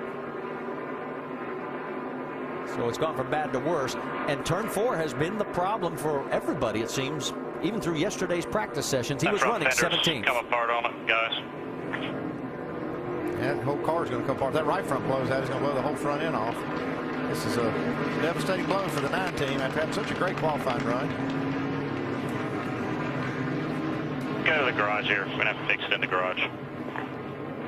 All right, let's go back and show you what happened to Casey. It is the same thing. Just got sideways up. Blew out then. Had it locked up. That's where it went flat. See, he's just going across those seams, and he's trying to stay powered up, but as he got to the top seam there. Brett Keselowski does a nice job getting under it. Also, Dale Earnhardt Jr. Yeah, Kyle Busch was back in that, too. Clear, all clear. Stay low, all clear, no caution. You see how close it was for Jr.?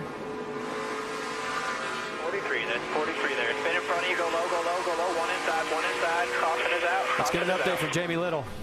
Well, guys, before that incident happened, Kasey Kahne has been complaining most of this race about how bad his race car is bouncing around. A couple of times he even said, I'm bouncing so much, I'm almost bouncing into the wall, and he's getting extremely loose, guys. So I imagine that has been the culprit here as he goes back into the garage. Yeah. Problem is the wall bounces back, and it's a lot harder. And a bad day now for Kasey Kahne. All right, we were talking about Kyle Busch when this fourth caution came out. You heard Kevin Harvick's comments. How about listening in on the 18 of Kyle Busch? I have a serious problem with what just happened. And I don't think anybody in the tower is going to do a damn thing about it. And if they don't, then we'll have a meeting afterwards. We're just focused on our stuff here. We're getting the best we can. Crew chief told them they better start wrecking people or you'd quit. So there's a big problem. But all we can do is control what we can control at this point. Well, that's a conversation in Kyle Busch's pits, and now Kyle back on pit road. Here's what they're going to try to do. Now, Dave Rogers gave Kyle the option. We go to the garage area and replace the rear end housing. We'll lose maybe 30 to 40 laps. Or you can come on the pit road. We'll put jack stands under, which is what they're doing right now. We're going to lengthen the trailing arm, lengthen the track bar in the back of the car, and try to get it as close as we can. Now, it's still not going to be good. He said if you limp around here, we come on and off pit road 3 or 4 times, we may lose 5 laps. That would minimize our points loss here in the chase. So right now they're going to try to fix it as best they can by lengthening the trailing arm, putting back on the racetrack, guys, and hope he can limp around and maybe stay as close as he can to the top 20. Well, Doc, I was watching his lap times, and they weren't terrible. I mean, he wasn't good, but it wasn't terrible. I don't think he would lose 5 laps if he just kept running. So they need to try to do this without losing a lap. He actually picked up 3 spots before the second caution came out here. That's a pretty hard lick, and I'm sure it bent the track bar because that track bar actually from that direction, the way it was hit in the left rear, would try to buckle because that's in compression, and it would try to bend that track bar.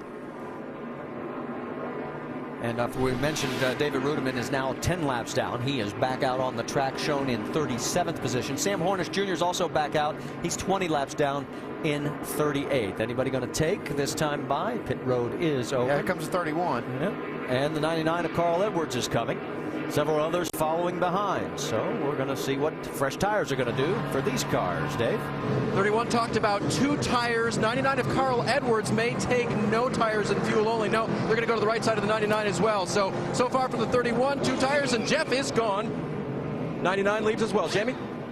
And the 11 of Denny Hamlin is in, and I believe the 48 is coming as well. Remember, Denny Hamlin just struggling. Right sides is the call here, saying the speed is just not there. This car has been terribly loose the entire race, been floating back there in the 19-20 position, and he is clear. 48 did stay out. The 24 out of miscommunication. They told him to come. He stayed out. He thought that's what they wanted.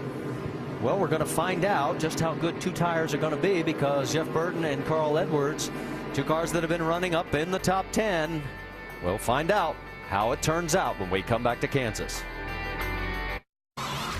Time for our Dodge Race Rundown. What's happened so far? Point counterpoint's been a story so far. You see Kyle Busch gets in the back of David Rudiman, spins him, and boy, Rudiman is flat hot right now. No doubt about that. So take a look at this. Back out a while later. Yeah. A little bit of time for payback, it looks like. Dave gets up, gets into the left rear of Kyle. Dave ends up spinning himself out, but I think the damage was done. Kyle was running 7th at the time. We have seen some strategy with a series of rapid mid-race cautions here. Yeah, we've seen a lot of guys short stopping also. So these guys can actually run about 5 laps longer on fuel. At least Greg Biffle could. He stopped early to get that track position, get those fresh tires, and keep that car running fast. Got guys on all kind of different pit schedules here out on the racetrack now. Some of the championship chasers. Jimmy Johnson, been kind of way back in the pack for a lot of the racing scrambling. Well, he really has. He's been mired back in that back of the pack and then running really well once he gets up to speed, but he's going to have to race hard all day long. And some of the guys at the bottom of the standings who we said on Countdown must have a good race today. Well, let's see. That's Tony Stewart and Matt Kenseth fighting for the lead earlier. We've seen Greg Biffle up and now currently in the top 5. These guys know they've got to get it done. They can't get too far behind, and they are taking advantage of it today. They are getting it. Let's take a look at this payback one more time. Wham! Right in the back of Kyle Busch. Tears up his trailing arms. His car's not handling good now. Right in that left rear tire too, Rusty. You know that can bend an axle, do a lot of damage. Now, I know we mentioned that David Rudiman is 10 laps down. None of those are because of penalty. NASCAR has not penalized the 00 car. And Kyle Busch still on the racetrack, still on the lead lap. He's in 22nd spot as we go back to green.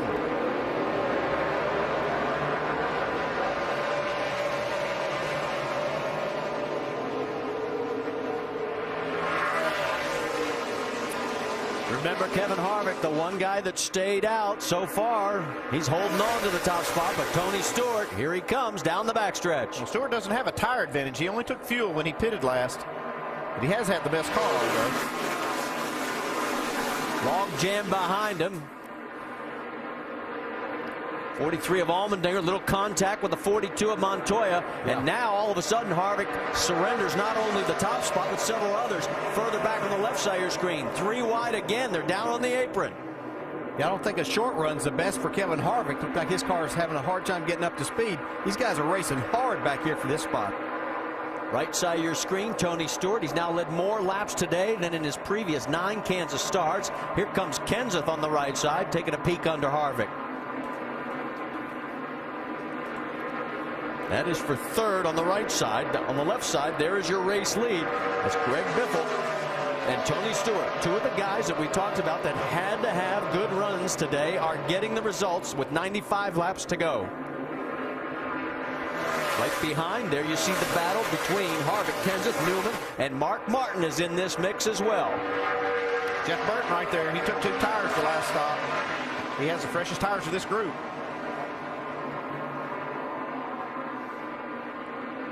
On the left side, you've got Denny Hamlin. We go on board. That's Jeff Gordon and Joey Logano right behind him as well.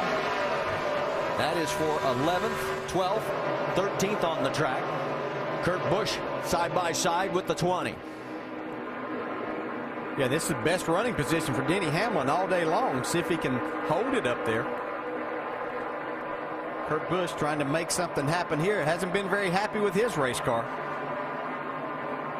Kurt has had the best season on the 1.5 miles, but he's never had a great deal of success here at Kansas in the past. He's never even had a top 5. Let's get more on the 2, Doc. Well, the misfortune for Kyle Busch was actually good fortune for Kurt Busch, because on this last yellow flag stop, they were able to have enough time to put that spring rubber in the right rear of the 2 car and take all that wedge back out. And we're going to see if that'll really help the 2 car or not. And as Kurt Busch collects his race car off that corner, right ahead of him, the 20 car of Joey Logano, started up front today, has been battling a loose car most of the day, but in that last one, a little bit tight in the center. 2 tire stop, a little bit up on the track bar, and Joey trying to race his way back into the top 10. By using the apron as well, Dave, as he's still got a handful of Jeff Gordon. One piece of business we never got to as the restart happened. Brad Keselowski got the dog. He is 22nd, the last car on the lead lap. Logano and Gordon still going after each other.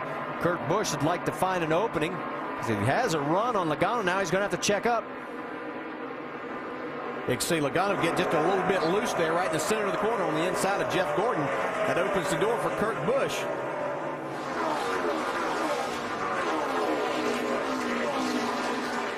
Busch now side by side with Joey. The 56 of Martin Truex Jr. right behind the number 2.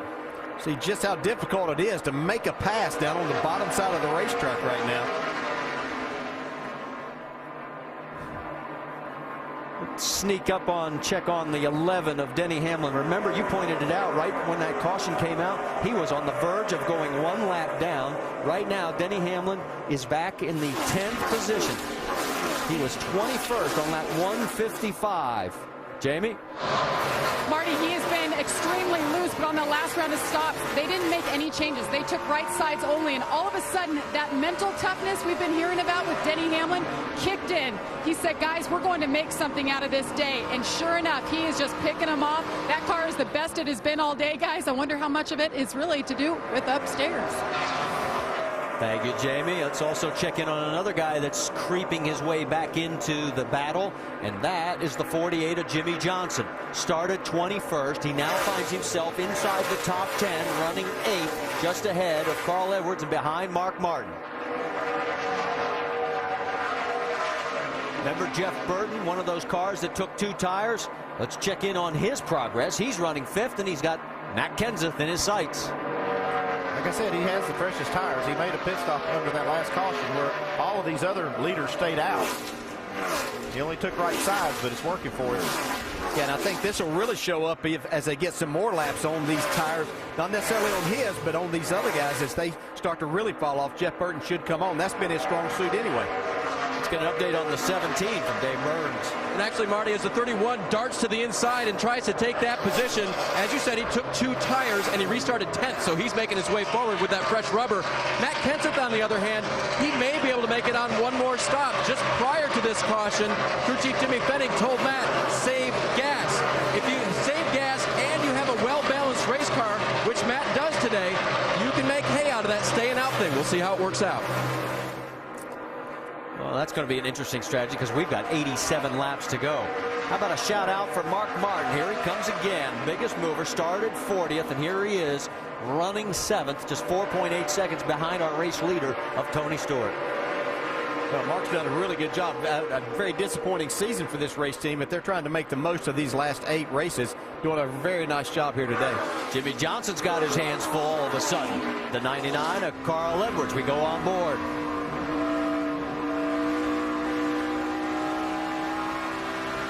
While we ride along with Carl, let's talk about our Gillette Pro Glide profile, because Carl's turning skeptics into believers at Kansas. Let's see where he started, where he's finished, and right now he qualified 31st this year and finds himself running 9th with still 85 laps to go. He might like to see it rain qualifying out one time out here where he can start up towards the front. Well, it has been an interesting race, to say the least. As we talk about those guys in the top 10, it is Tony Stewart up front. And an update on Kyle Busch, he's running in the 22nd spot. He's 16 seconds behind, but he's still on the lead lap here at Kansas. Back here at Kansas Speedway, we're under our 5th caution as the number 7 of Kevin Conway has blown up. Big puff of smoke, and he is limping around. And take a look, you'll just be able to tell. There it goes. Something important in that engine broke. And he did the right thing. He quickly got down on the apron. But we are under our 5th caution. And guess who this benefits, guys? Remember when Clint Boyer was mired back in around 31st spot? Through this previous caution, he got back into the lucky dog position. And now with this caution, Boyer will be back on the lead lap. All right, let's get an update as we head for pit road. Dave? Matt Kenseth will get 4. I don't believe he can save fuel from here, so we'll probably see him one more time. I don't know. Just an air pressure adjustment for Matt. Little loose race car. Doc? Tony Stewart said, how do you feel about 2 tires? Arian said, no, let's go 4. 4 tires, half around, left rear, trying to help the entry. Vince? 4 tires, air pressure adjustment, and a half around a wedge in that left rear for Greg Biffle. The bottom of the screen is Kevin Harvick. He likes his car, says, let's change all 4 tires, but no changes for Harvick. He did say that upper line on the restart wasn't the way to go for him. And look at the 1 car of Jamie McMurray on the race off pit road as he picks up 10 positions with 2 tires. So does Paul Menard, picking up 14. Greg Biffle loses a spot. Tony loses 4. So interesting strategy. And the 2 tires didn't seem to work very well for Jeff Burton. They'll definitely not work as well now because everybody has 4 tires. I think that might be a mistake for McMurray and Menard. I think they'll lose more spots than they gain right there. Well, for Jamie McMurray, and we'll talk more about that in a second. Let's revisit the AT&T Fastest Pit Crew of the Year award. The pit crew is determined by winner of each race, the fastest pit time, and your vote. Be sure to text the car number to 2258 for your pit crew choice. Jamie McMurray's car owner, Chip Ganassi, collected another championship last night as his driver Dario Franchitti won the IndyCar Series championship. He also has the Grand Am championship, and of course Jamie won at the Brickyard and Daytona. Not a bad year for Chip Ganassi. Congratulations to everybody. Oh, by the way, Danica Patrick finished 2nd in that race. She'll be racing in Nationwide next week. Problem, they cannot get it to fire. He has 8 DNFs coming into this race. Our race leader right now is shown as Jamie McMurray. Let's talk to our in-race reporter. Hey, Carl, Dale Jarrett, you got us? Go green the whole. I got you, Dale. Hey, man, we've been listening to some of your radio conversations from earlier. It sounded like you were having a little bit of a handling issue. Got that fixed and ready to go to the front? I think so. Bob's been working on it. We had a real good pit stop there. My guys did a good job. And now we just got to be tight enough. You know, it's just real loose. So hopefully this thing will, have a little bit of rear grip, and I can get the throttle down and run some of these guys down. All right, we've watched a lot of guys slipping and sliding around here. Is the grip level out there down pretty far? Yeah, you could say that. I mean, it's slippery. That's part of what makes it fun, though. I mean, it's a big, wide racetrack. It's got a couple little bumps in it, so it gives it a little character. And when you drive down the corner, you know, you got to have your elbows up, make sure you're ready to correct, because every once in a while it'll pitch sideways. So I think that's fun, but we're trying to minimize it so we can go get some of these guys that are having trouble. All right, man, you go get them. This great crowd we got here is looking forward to seeing that. Thanks a lot, Dale. I appreciate it. Carl right now running in the 8th position. As we mentioned, Jamie McMurray is the race leader with Paul Menard running second. And we've had a total of 10 different leaders today with 16 lead changes. What are the records? 14 and 26 set last year. What will we remember the third race in this year's Chase for the Sprint Cup for? Well, so far, maybe it's this. Kyle Busch tapping David Rudiman early in the race, and 100 laps later, Rudiman coming back to inflict some damage on the driver who started the day third in the championship here at Kansas Speedway. Sprint brings you an inside look at the chase for the NASCAR Sprint Cup on the Now Network. I've been fascinated ever since that happened, listening to the 18 teams radio communication as they've tried to get this car back to top speed. All the damage is on the left. I didn't touch the wall. The guy drove into me. Guys, there's a gap on the deck lid on the right side. Let's not just be pulling it out to pull it out. Let's make sure we're doing it. Don't get carried away, guys. What's that toe look like? Toe's fine, Dave. It's only showing the 16th, about what we showed in the garage area when we checked it before we first got here. All right, let's go see what we're made of. If there's anybody in the garage area, get the rear end housing ready, get the truck arms ready. Well, I bet you we're going to be going that way. Maybe on damage control, bud. You know we're going to go several laps down if we change that housing. Even if we got to limp around and go 5 laps down or 10 laps down, we'll still have a better point stay. It feels like it's got 20 inches of truck arm split. That's what it feels like. For more NASCAR stats, in-car audio, and live race radio, check out NASCAR Sprint Cup Mobile at sprint.com/speed. With Rusty and Brad, you heard all the emotions there, from the frustration at the wreck for Kyle Busch to then calming and trying to help his crew chief diagnose what they can do to this car to salvage the best finish they can. Well, that was some great conversations between the crew chief and the driver. There is no doubt about that. Kyle Busch actually was a little upset, and Dave calmed him back down and said, hey, we're going to lose big time. Now, he said he feels like the truck arms are split like 20 inches. And when a driver splits the trailer arms a lot, it makes the car very, very loose, makes it real turny. So obviously, he was big time on the loose side, and they're trying to undo that feel for him and get it back right. Well, it sounds like the car, he's talking about the toes, not that far out of whack. It sounds like the car is relatively square. So maybe Kyle and Dave Rogers can use this opportunity to really focus on this race car, focus on what they've got to do, and get themselves a decent finish that'll help them in the points as we go forward.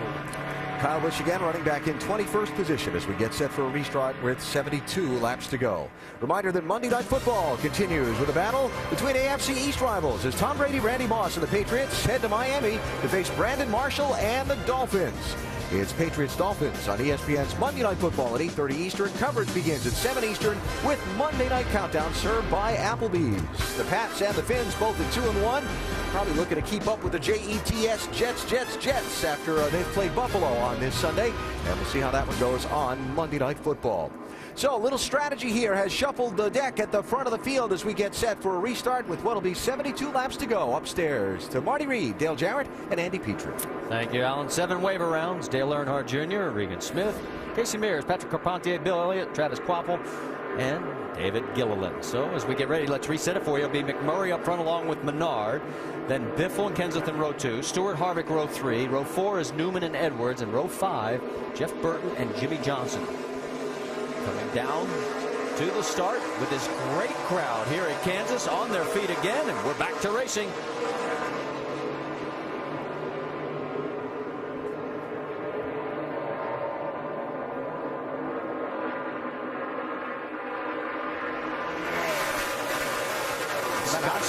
From that high shot, you can see Jeff Burton having a hard time getting going. Looked like Denny Hamlin was going to try to pass him on the apron. Tony Stewart side by side with the 48 right there. Jimmy Johnson, and Johnson's on the move.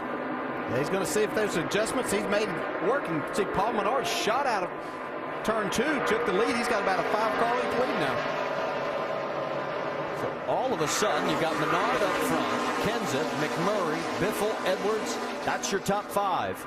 Ooh, I saw Jimmy Johnson back in his car hanging out. Tony Stewart helped it get even looser yet. Now the 39 alongside of Jimmy. Here comes Jeff Gordon. Gordon has to back out for a moment. Newman now pulls up in front of the 48, and it allows Kurt Busch to get underneath the 24. Yeah, it looks like Gordon just lost the front end of his car when he went into that corner a little bit. Had to stay out of the gas a long time. That allowed Kurt Busch to get up the side. There's Jeff Burton right behind the 2 car, and Denny Hamlin right behind that. So you're looking at 10th, 11th, 12th, and 13th place. You know, I said something about those 2 tires. Paul Menard just ran the second fastest lap of the race on 2 tires. So that clean air might be worth more than 4 tires. Paul Menard has stretched the lead now to 0.7 of a second.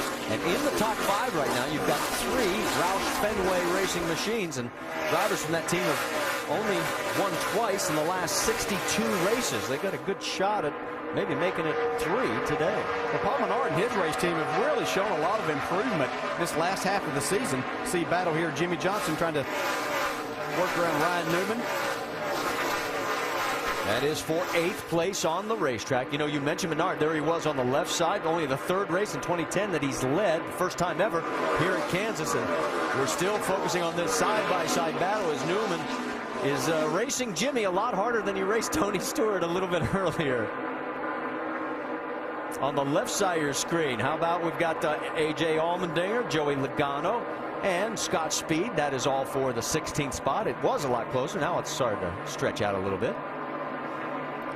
Let's get an update on that 82 of Scott Speed. David? And it's a good story, Marty, because all day long they fought a tight race car until finally they got it to the loose side. It's something Scott could really make some time with. So it's another one of those situations where a crew works all day long to fix a race car that a driver can then take as far forward as they can. Going down the backstretch, Gordon got a little loose right there, and there comes Hamlin looking underneath. Yeah, Gordon seems to really be struggling with this set of tires that they have on the car right now.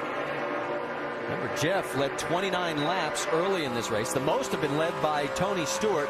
We have 66 laps remaining, so the bonus points still up for grabs. Although it looks like Tony is going to be the one to take those bonus points. On the right side, Jamie McMurray side by side with the 29 of Kevin Harvick. That is for 5th on the racetrack. On the left, the battle for 11th continues. Yeah, right in front of these guys, Kurt Busch had his car completely sideways coming off of 4 last lap. Check in on the battle for 2nd place because Matt Kenseth and his teammate Greg Biffle running nose to tail. 2 tires hold up really good. I mean, look at McMurray now trying to hold off Harvick. He's going to give up that spot, but I'm pretty impressed how they've held up. Paul Menard is still flying. He's got a almost 3/4 second lead. I think the key is that we haven't seen anybody with 2 tires being totally out front and getting that clean air, which seems to make a big difference. Just what I was going to point out, because that was the very same thing that you guys were talking about in the pre-race, that track position, oh so critical if you had the clean air. Yeah, we saw last year Tony Stewart took 2 tires last stop to win the race. And you can bet all these other crew chiefs are paying attention. Oh, right they now. are. I'll tell you they are. Side by side again. Here goes Denny Hamlin along with the 24 Jeff Gordon. While all this goes on, let's check in on pit road. Dave Burns. Guys, not sure which car you were talking about right now, but as we see Kansas winding down here, the 17 of Matt Kenseth is one of the better stories today. Talking with crew chief Jimmy Fennig this morning, talked to him about the fact that as Biffle now works to the inside of Kenseth, the gains that Roush Fenway Racing have been making this year. I asked Jimmy if it was fun, and he said, you know what? Yes, it is for me because of the way we're moving forward, and Carl has done very well the last few races, and this is the race, as we noted earlier, Matt really needed to show up.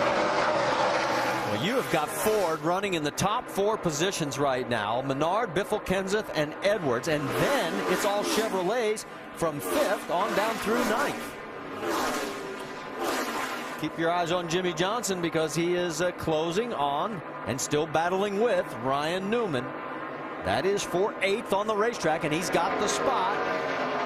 Setting sail now for Jamie McMurray. What this all means with the points obviously is Jimmy Johnson back in good position, although Right now, Denny Hamlin would still be the points leader, but Greg Biffle is closing on the overall race lead.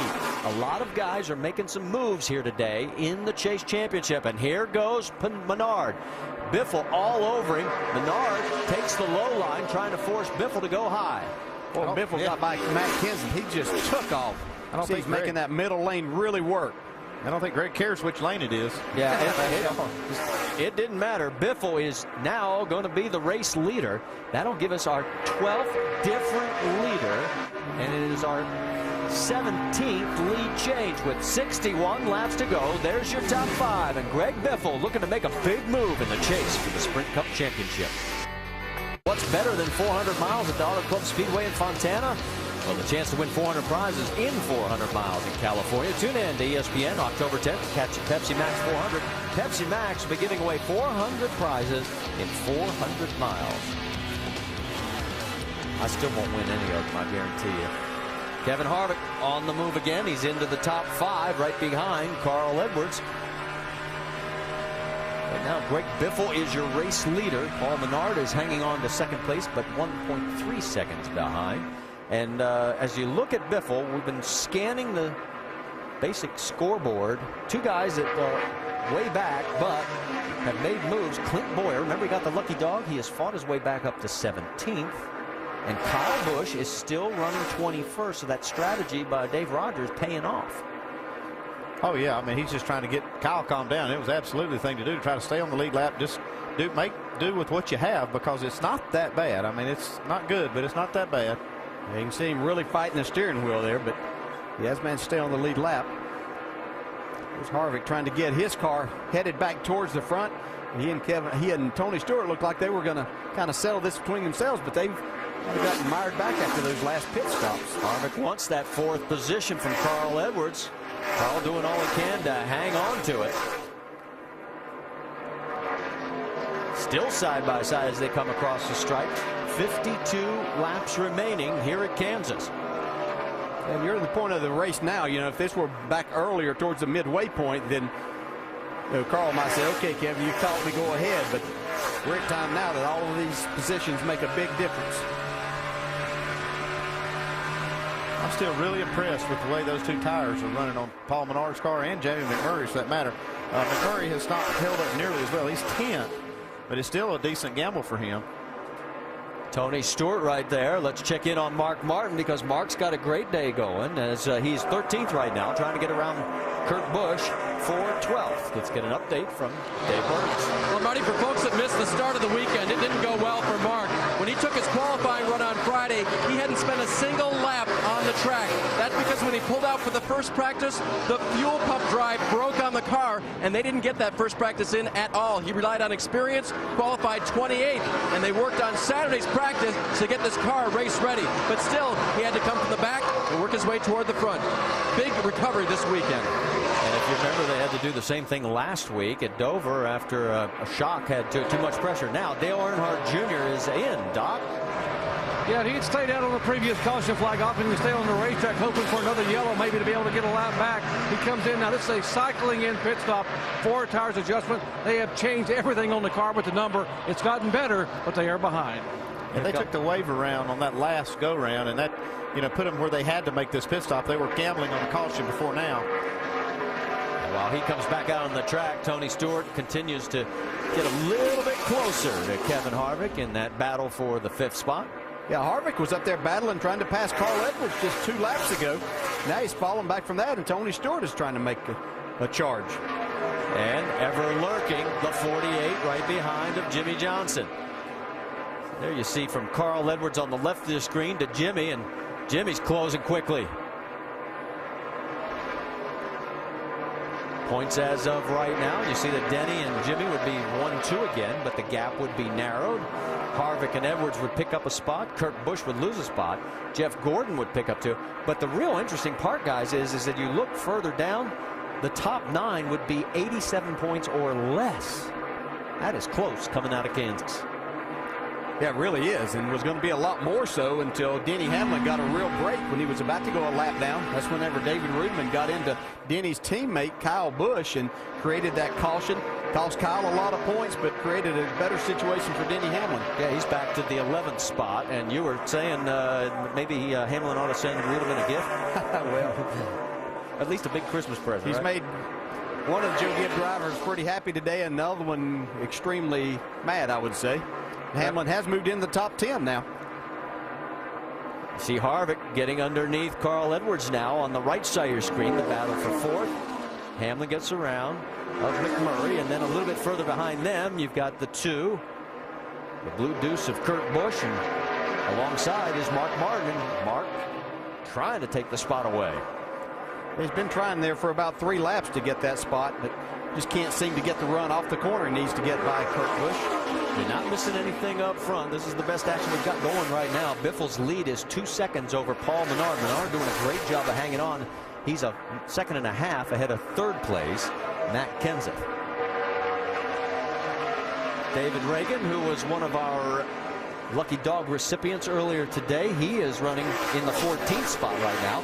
And A.J. Allmendinger hasn't been up front, but Allmendinger's right behind Reagan by about 1.5 seconds. Yeah, seeing some improvement here with the crew chief change that they made there with David Reagan's UPS Ford. The last couple of weeks have been more competitive for these guys and getting the cars where obviously David feels a lot more comfortable. He had to make some adjustments today after they got that lap down, got that the free pass back, but making the most of that. Let's check back in on the battle between Matt Kenseth and Kevin Harvick. The battle is for third on the racetrack, and you can see Harvick about 2.5 car lengths behind. Yeah, we saw Harvick a while ago when he went up to Carl Edwards, tried to make that pass the first time. I think he really heated his tires up, got a little sideways, backed off, and made another run. Now he's charged by Edwards, got his sights set on Matt Kenseth right now, going to that third spot.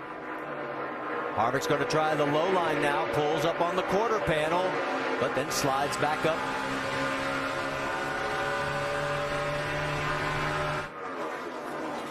.43 laps to go. Still plenty of time for anybody to lay claim to this race with Greg Biffle. Boy, did he want a big run. He's got it going right now at Kansas. We come to the final stages of chase race number 3 at Kansas. Competition on pit road, you bet there's been some all race long. Greg Biffle's team with some strategy and some good stops earlier. Biffle launching into the lead after the last restart. And now his pit crew with one more chance. The money stop upcoming as we have 38 laps to go in today's race. And Biffle leads Paul Menard by 3 seconds. Kevin Harvick racing Matt Kenseth for third. Kenseth 17, Harvick 29. Let's talk about this final pit stop. They went back racing with 72 laps to go. 50 laps has been about the run we've seen under the green flag today. That would bring him in with 22 to go. Rusty, Brad, DJ, Andy, let's start down here. What are we going to see? I think you're just going to see 4-tire pit stops, get all the grip you possibly can get out of these cars, and then these guys got to run every lap like it's a qualifying lap. I don't think doing 2 tires is going to get it done. I think it's just too slow. We've seen some good runs right now on 2 tires, but I agree with Rusty 100%. You got to get 4 and go for it as hard as you can go. Try to gain that track position, get up front, stay up front. Bet you're the crew chief of that 17 car, Andy. You want to do something to help it stop sliding around so much. Yeah, a good thing for them to do right now would maybe pit a little bit early and take advantage of this and kind of gamble on it going green. If they can get in here and get back out, they can gain some time, but they're losing that window of opportunity because everybody's going to have to be on pit road here fairly soon. If you're going to take advantage of that, you need to get on pit road right now. And we've talked about mistakes in the first 2 races of the chase. Been a very clean day where pit road speeding penalties are concerned, where drop lug nuts and that kind of thing are concerned. Now's not the time with the money stop at hand. You don't want to make that mistake here. You're going to jinx them, Alan. No, just giving us something to watch for, huh, Marty?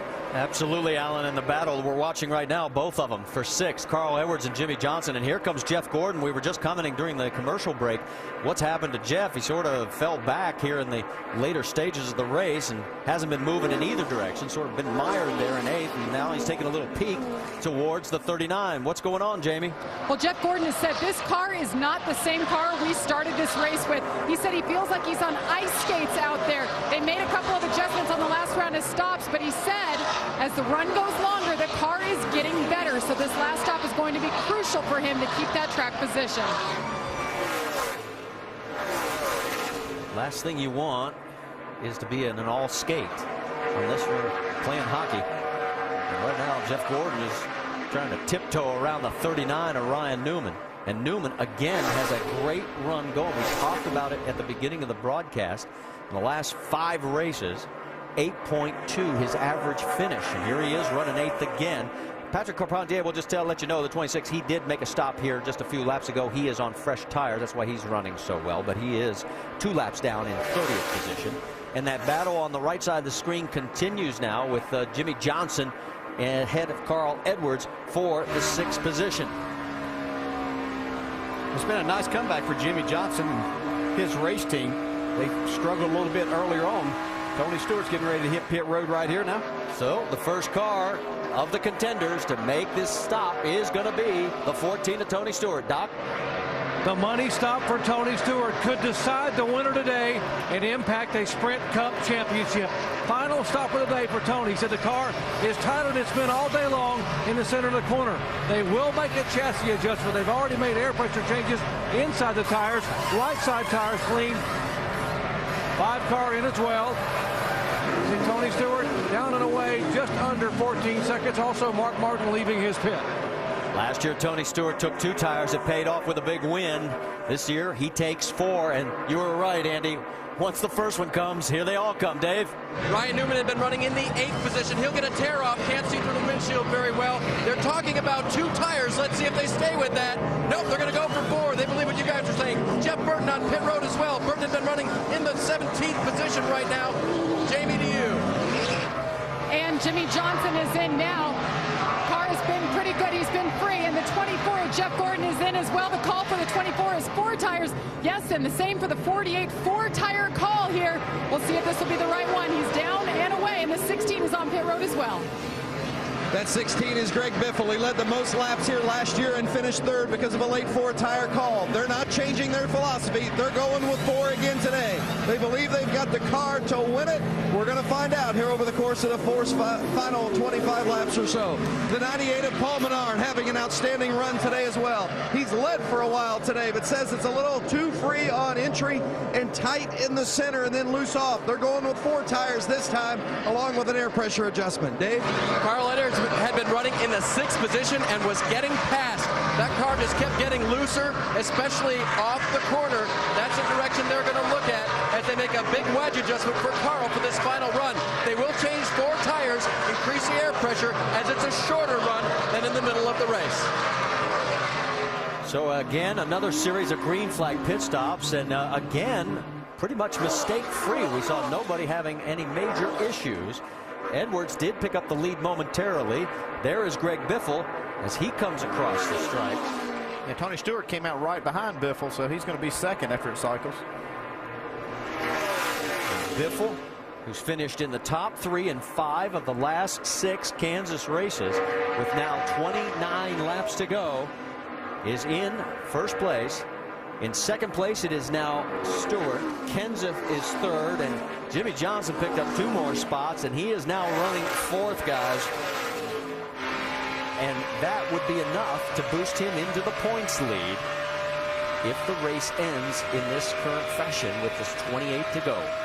Yeah, Jimmy did a nice job getting up into pit road and then off. I think his pit crew did a good job too, Andy. They made a 12.8-second stop. Wasn't the fastest that round, but Jimmy Johnson doing a good job, like you said, somewhere outside those timing lines.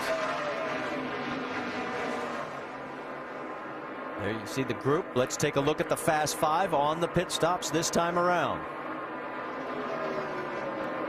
See, Brad Keselowski took 2, but Jeff Gordon had a great stop at 12.4. See at 12.8 by Jimmy Johnson. Yeah, all the top contending cars took 4 tires. Yeah, and Allmendinger did a great job also. He's made a steady progress throughout the day, too. He's got himself up near the top 10. Running in the 11th spot right now.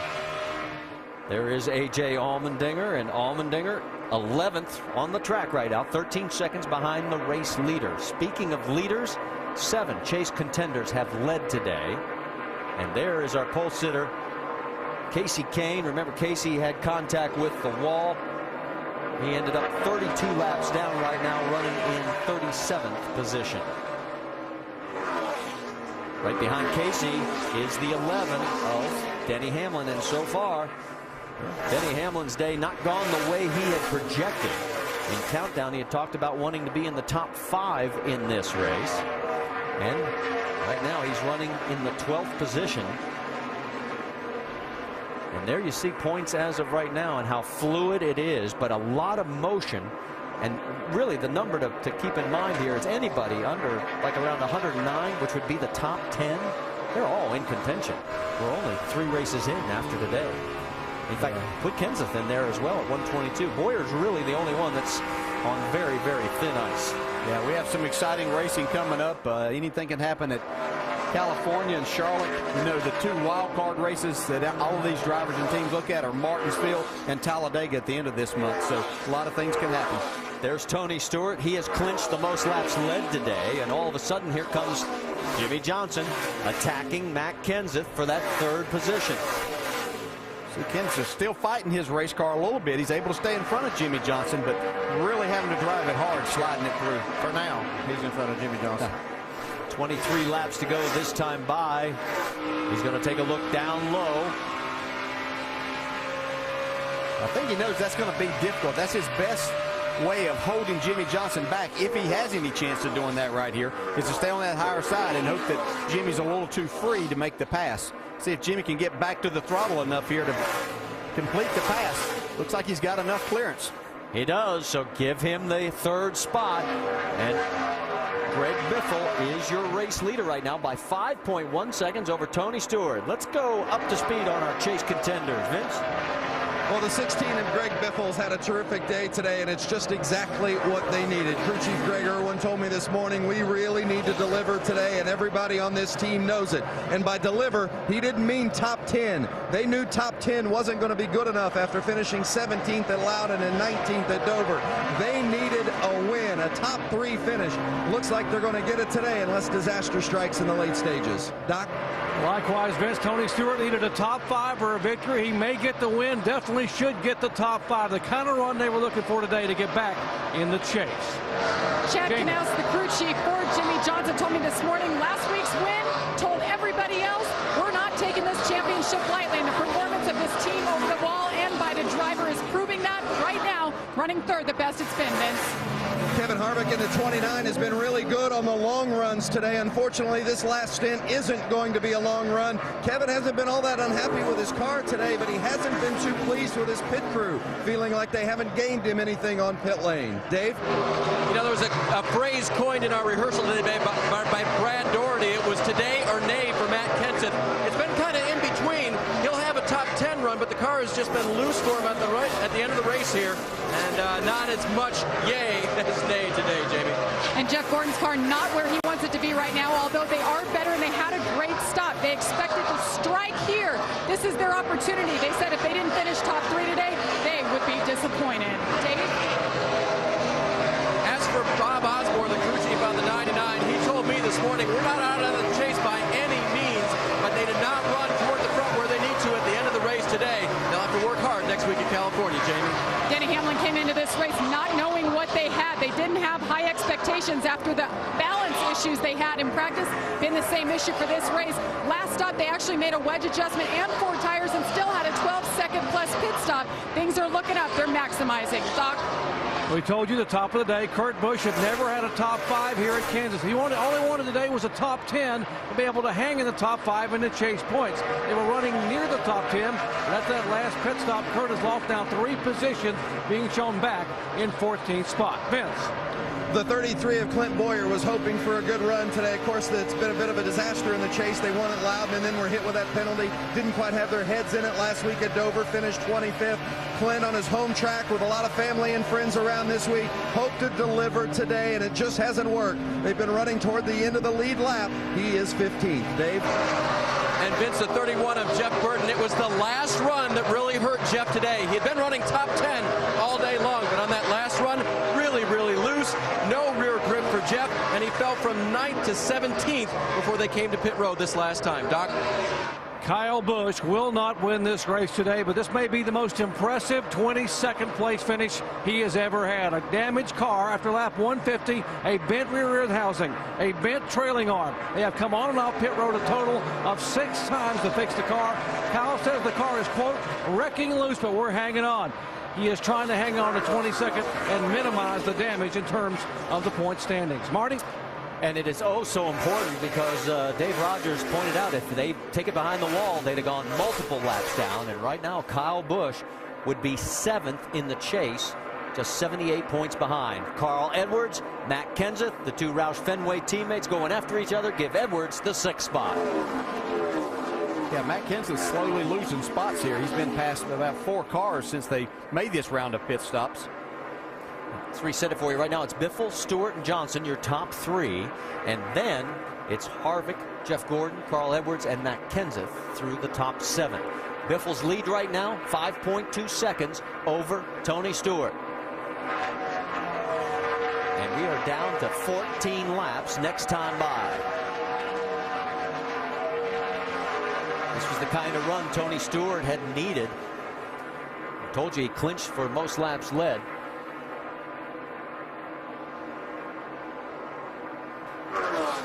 You know, Paul Menard's strategy back there on that last caution to take 2 tires has really put him in a good position.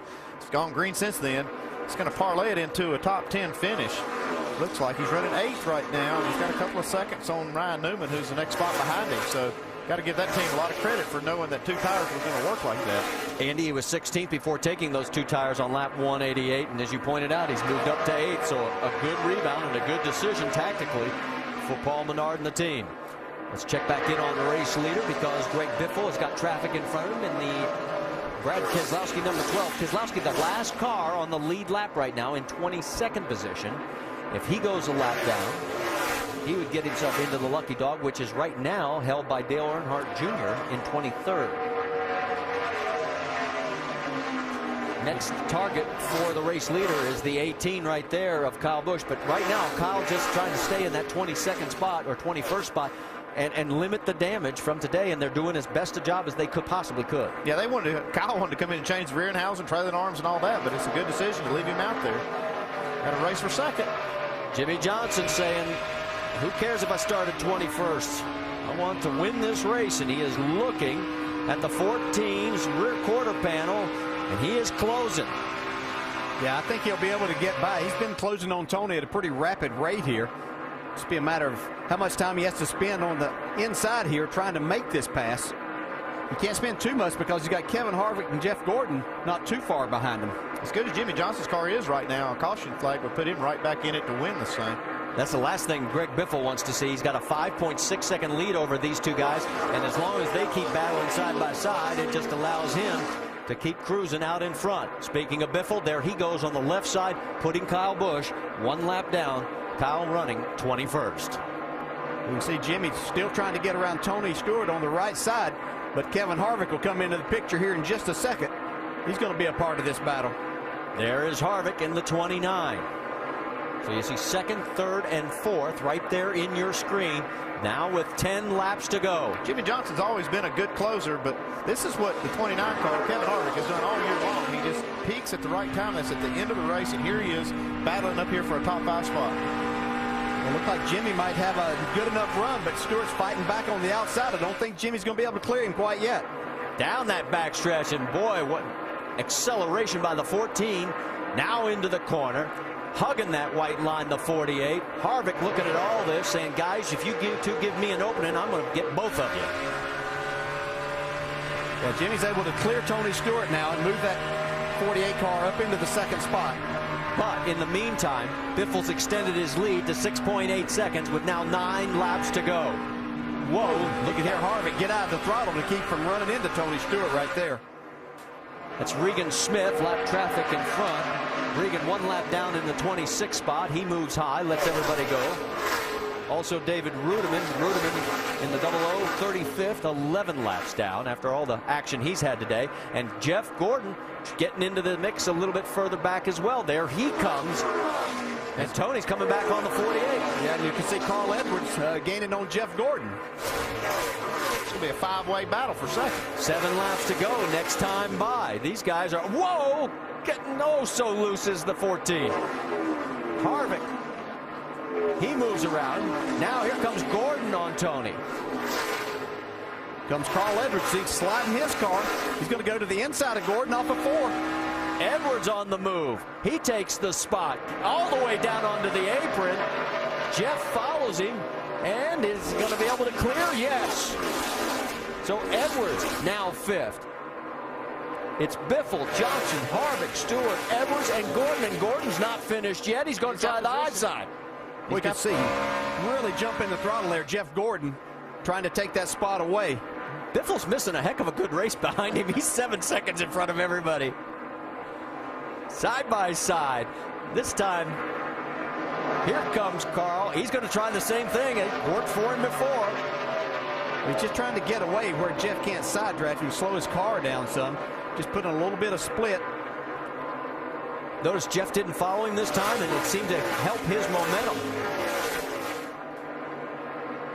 Down the backstretch, what it's also allowed is Tony Stewart has opened up some ground in front of both of these guys.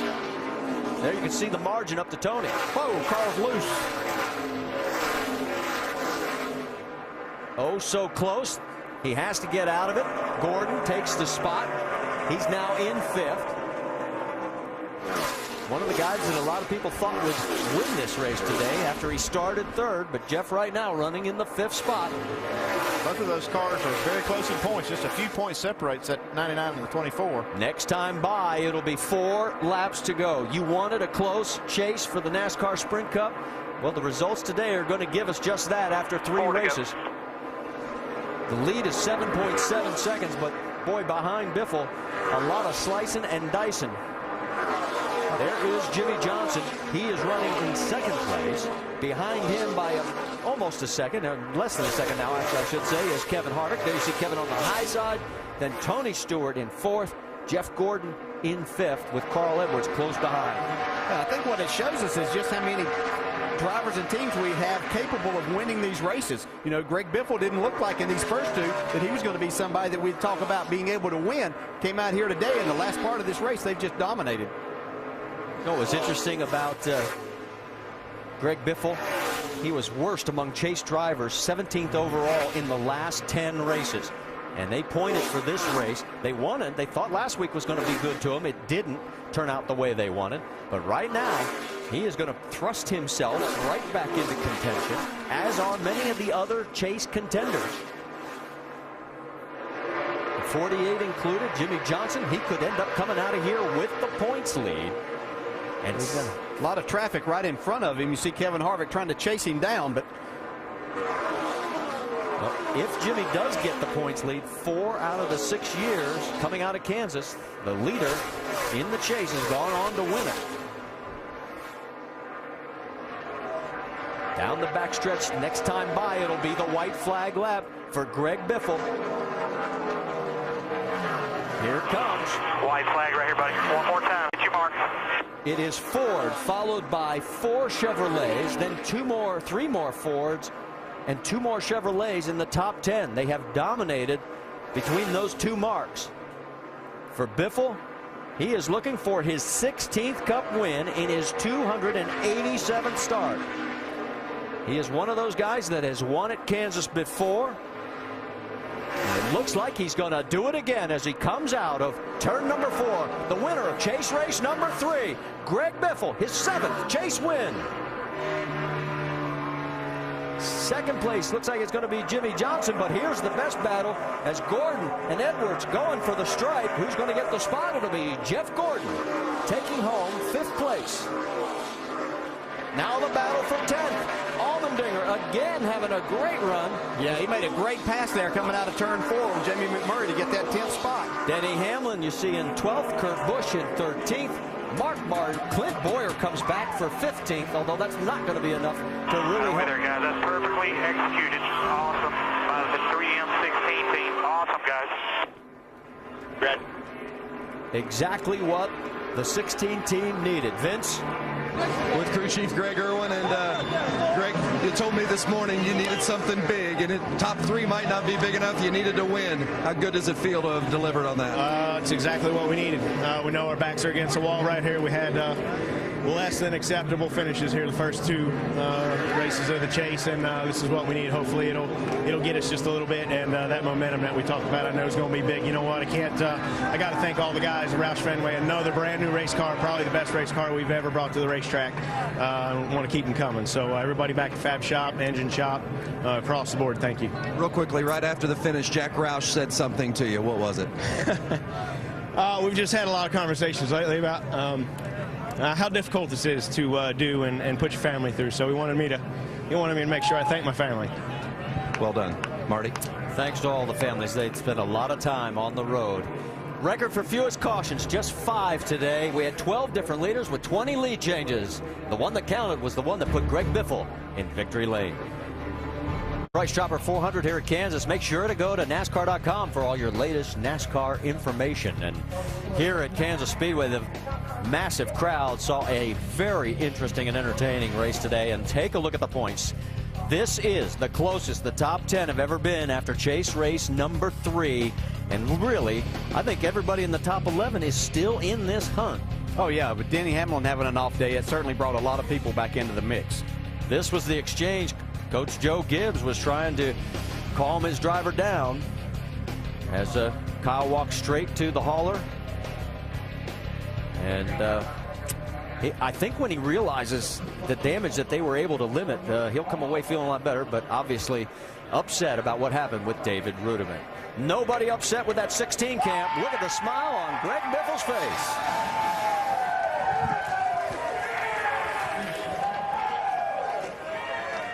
What a huge victory for this team today that came into this race 140 points behind the leader, and you dug deep into that today. You gained 55 points on the leader and a big swing of momentum. How big is this win for the 16 team? Man, it's a big win for us. It's a big win for 3M. Sherwin-Williams on the car.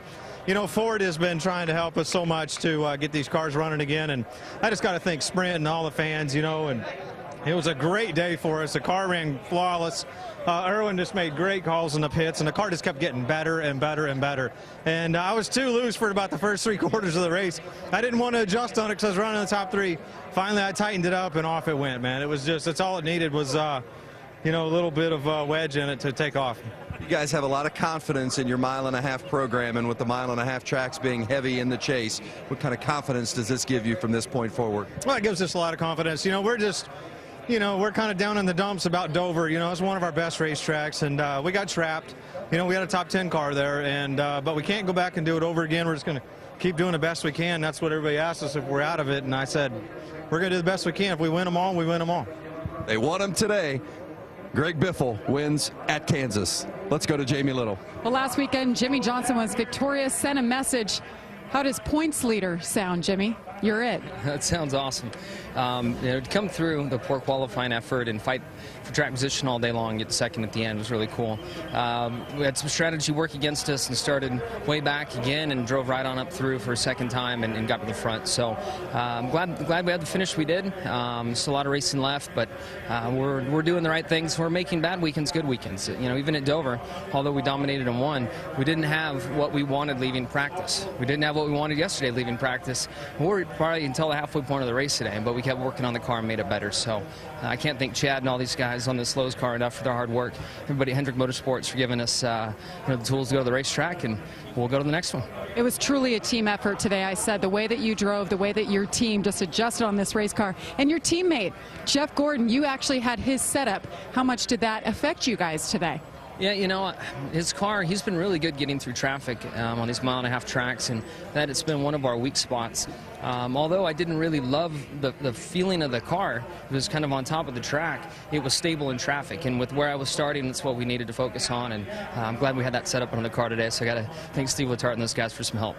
Well, bad news for competition. He's the points leader heading into his house in California. Doc? Kevin Harvick finished third, and Kevin, so much for qualifying. Started 24th, but this car was a rocket from the drop of the green flag. Where'd that come from? Well, the car was good all weekend. Got to thank all my guys on the Shell Pennzoil Chevrolet. They did a great job. Track position is just pretty important, and it just took a little longer than we needed to get back through the traffic again after our pit stop. So it was just a good day. Car was fast all weekend and a solid top 3 run, and feel good about next week too.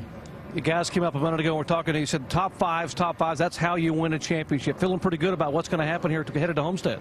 Yeah, I mean, we feel good about where we're at. I mean, that's what got us here was those solid top 5 finishes and the things that we did during the year. So we just got to keep doing those things and keep our cars in contention to run up front and lead some laps and get those points, and we'll see where we're at when we get to Homestead. A very confident Kevin Harvick, and as well he should be. Jamie. And Jeff Gordon brings it home 5th today. Well, it was an eventful day, Jeff, but what happened to your car there 3/4 of the way, and it seemed like it was a different race car almost? Yeah, we started the race good, but we were real loose out front, and when some of the faster cars got up there, we could see where we were off, and we fell back, lost some track position, but got to give Steve and the DuPont Chevrolet team a lot of credit. Great pit stop there at the end to make up a bunch of spots under green, and some good adjustments to make the car a lot better. We finally got it tightened up enough, and we could race with those guys and pulled off a top 5. Some great racetracks coming up for you and your entire team going to California next week. What are your impressions right now of the chase and where you guys sit as a team? Well, I'm happy we gained. We gained points overall and points positions, and that's good. I felt like we kind of missed an opportunity here this weekend. I felt like we were one of the best cars, and felt like we should have led more laps and had a battle for the win. So we still got some work to do, and we're going to try to make that happen at the tracks coming up. They are good tracks for us, but they're good tracks for our competitors too. And it was a good day today. I just felt like we could have been better, and we're going to have to do that in the races coming up. Well, California is certainly a racetrack they have circled on the map. Let's go over to Doc. Tony Stewart, looks like this was just what the doctor ordered, a top 5 finish, and you led the most laps today. Yeah, I'd like to stay up there at least with Greg where we were at most of the day, but really proud of our guys, and it's hard to rebound after 2 weeks like we've had starting to chase, but it shows how strong the Stewart Haas team is, and everybody at Office Depot and Old Spice and Daring Grubb and the Hendrick chassis and engine department and everybody back at our shop just has rallied around and kept their the team's morale up right now, and everybody's working hard. So today's a result of that. The guys said you have done a great job lifting all of them up and making them believe that you're not out of it. With this run today, can you still win this chase? Yeah, we're not out till you guys say we're mathematically out. I mean, who would have dreamed we would have had 2 weeks in a row like we had the first 2 weeks? So it's proof it can happen. Talladega is still on the schedule, so that can jumble everything up too. So we just got to go out and do what we did today, and that's just go out and try to win the race and take what it gives us. Had a good run today, Smoke. Thanks, man. Tony Stewart, another top 5 finish. Let's check in on Jeff Burton. Dave. With Jeff Burton now, Jeff, it seemed it was like that second to last run that really put you out of the top 10 and hurt your day.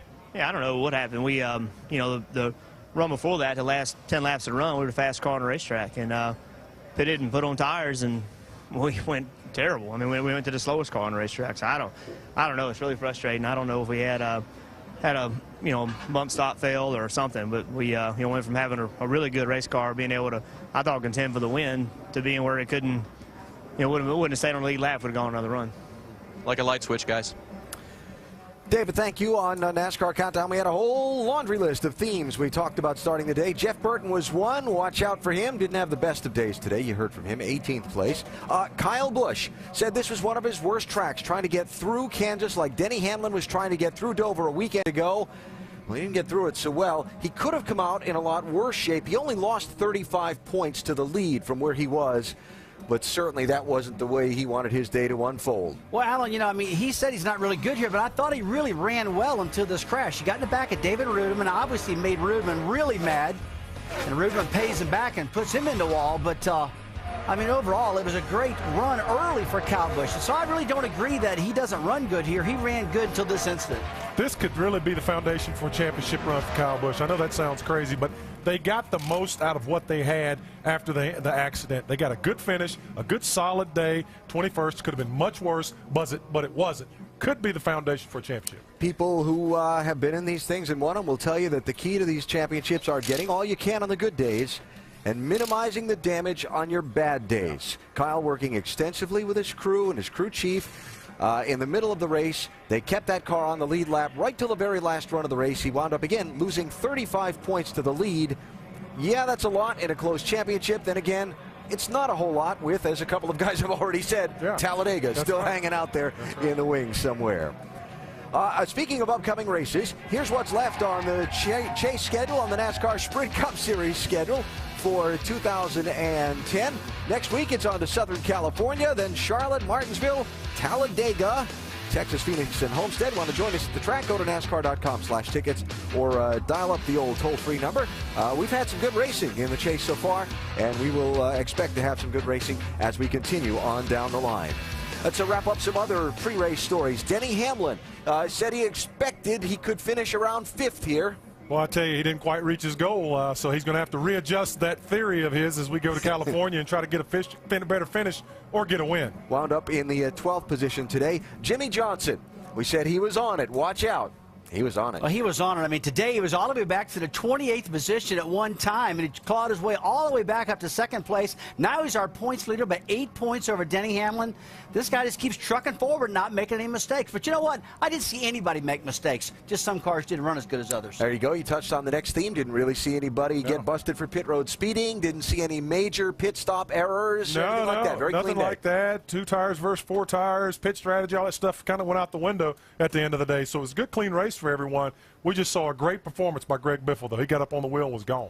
Don't forget our continuing coverage post-race from here in Kansas comes up on SportsCenter in just a few minutes. Ryan Burr, Ricky Craven on the way with more of our post-race action. We've seen the Kyle Busch, David Ruderman incidents a couple times. Let's hear from David, Vince.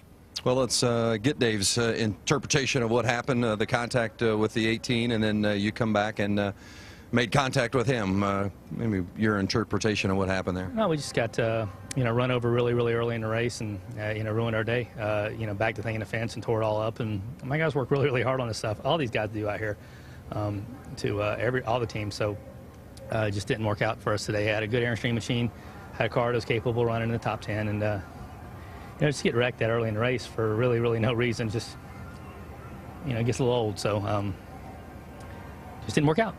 David Ruderman standing his ground today. Dave? Well, Vince, with Kyle Busch right now. And Kyle, talk about today. You talked about having NASCAR take some action after the incident with the 00. What would you like to see them do specifically? Nothing. I thought about it more. Whatever.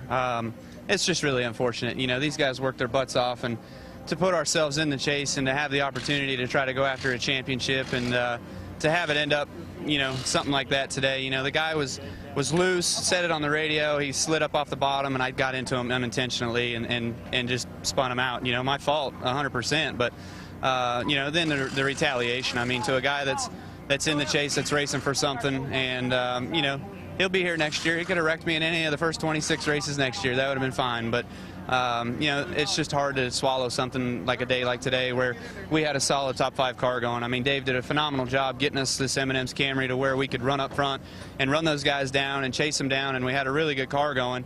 And just, when we got hit there, it just bent everything under the rear end. And we salvaged the best we could, but still far off of where we could have been. He talked about it, salvaging the best they could, guys. A 21st place finish today.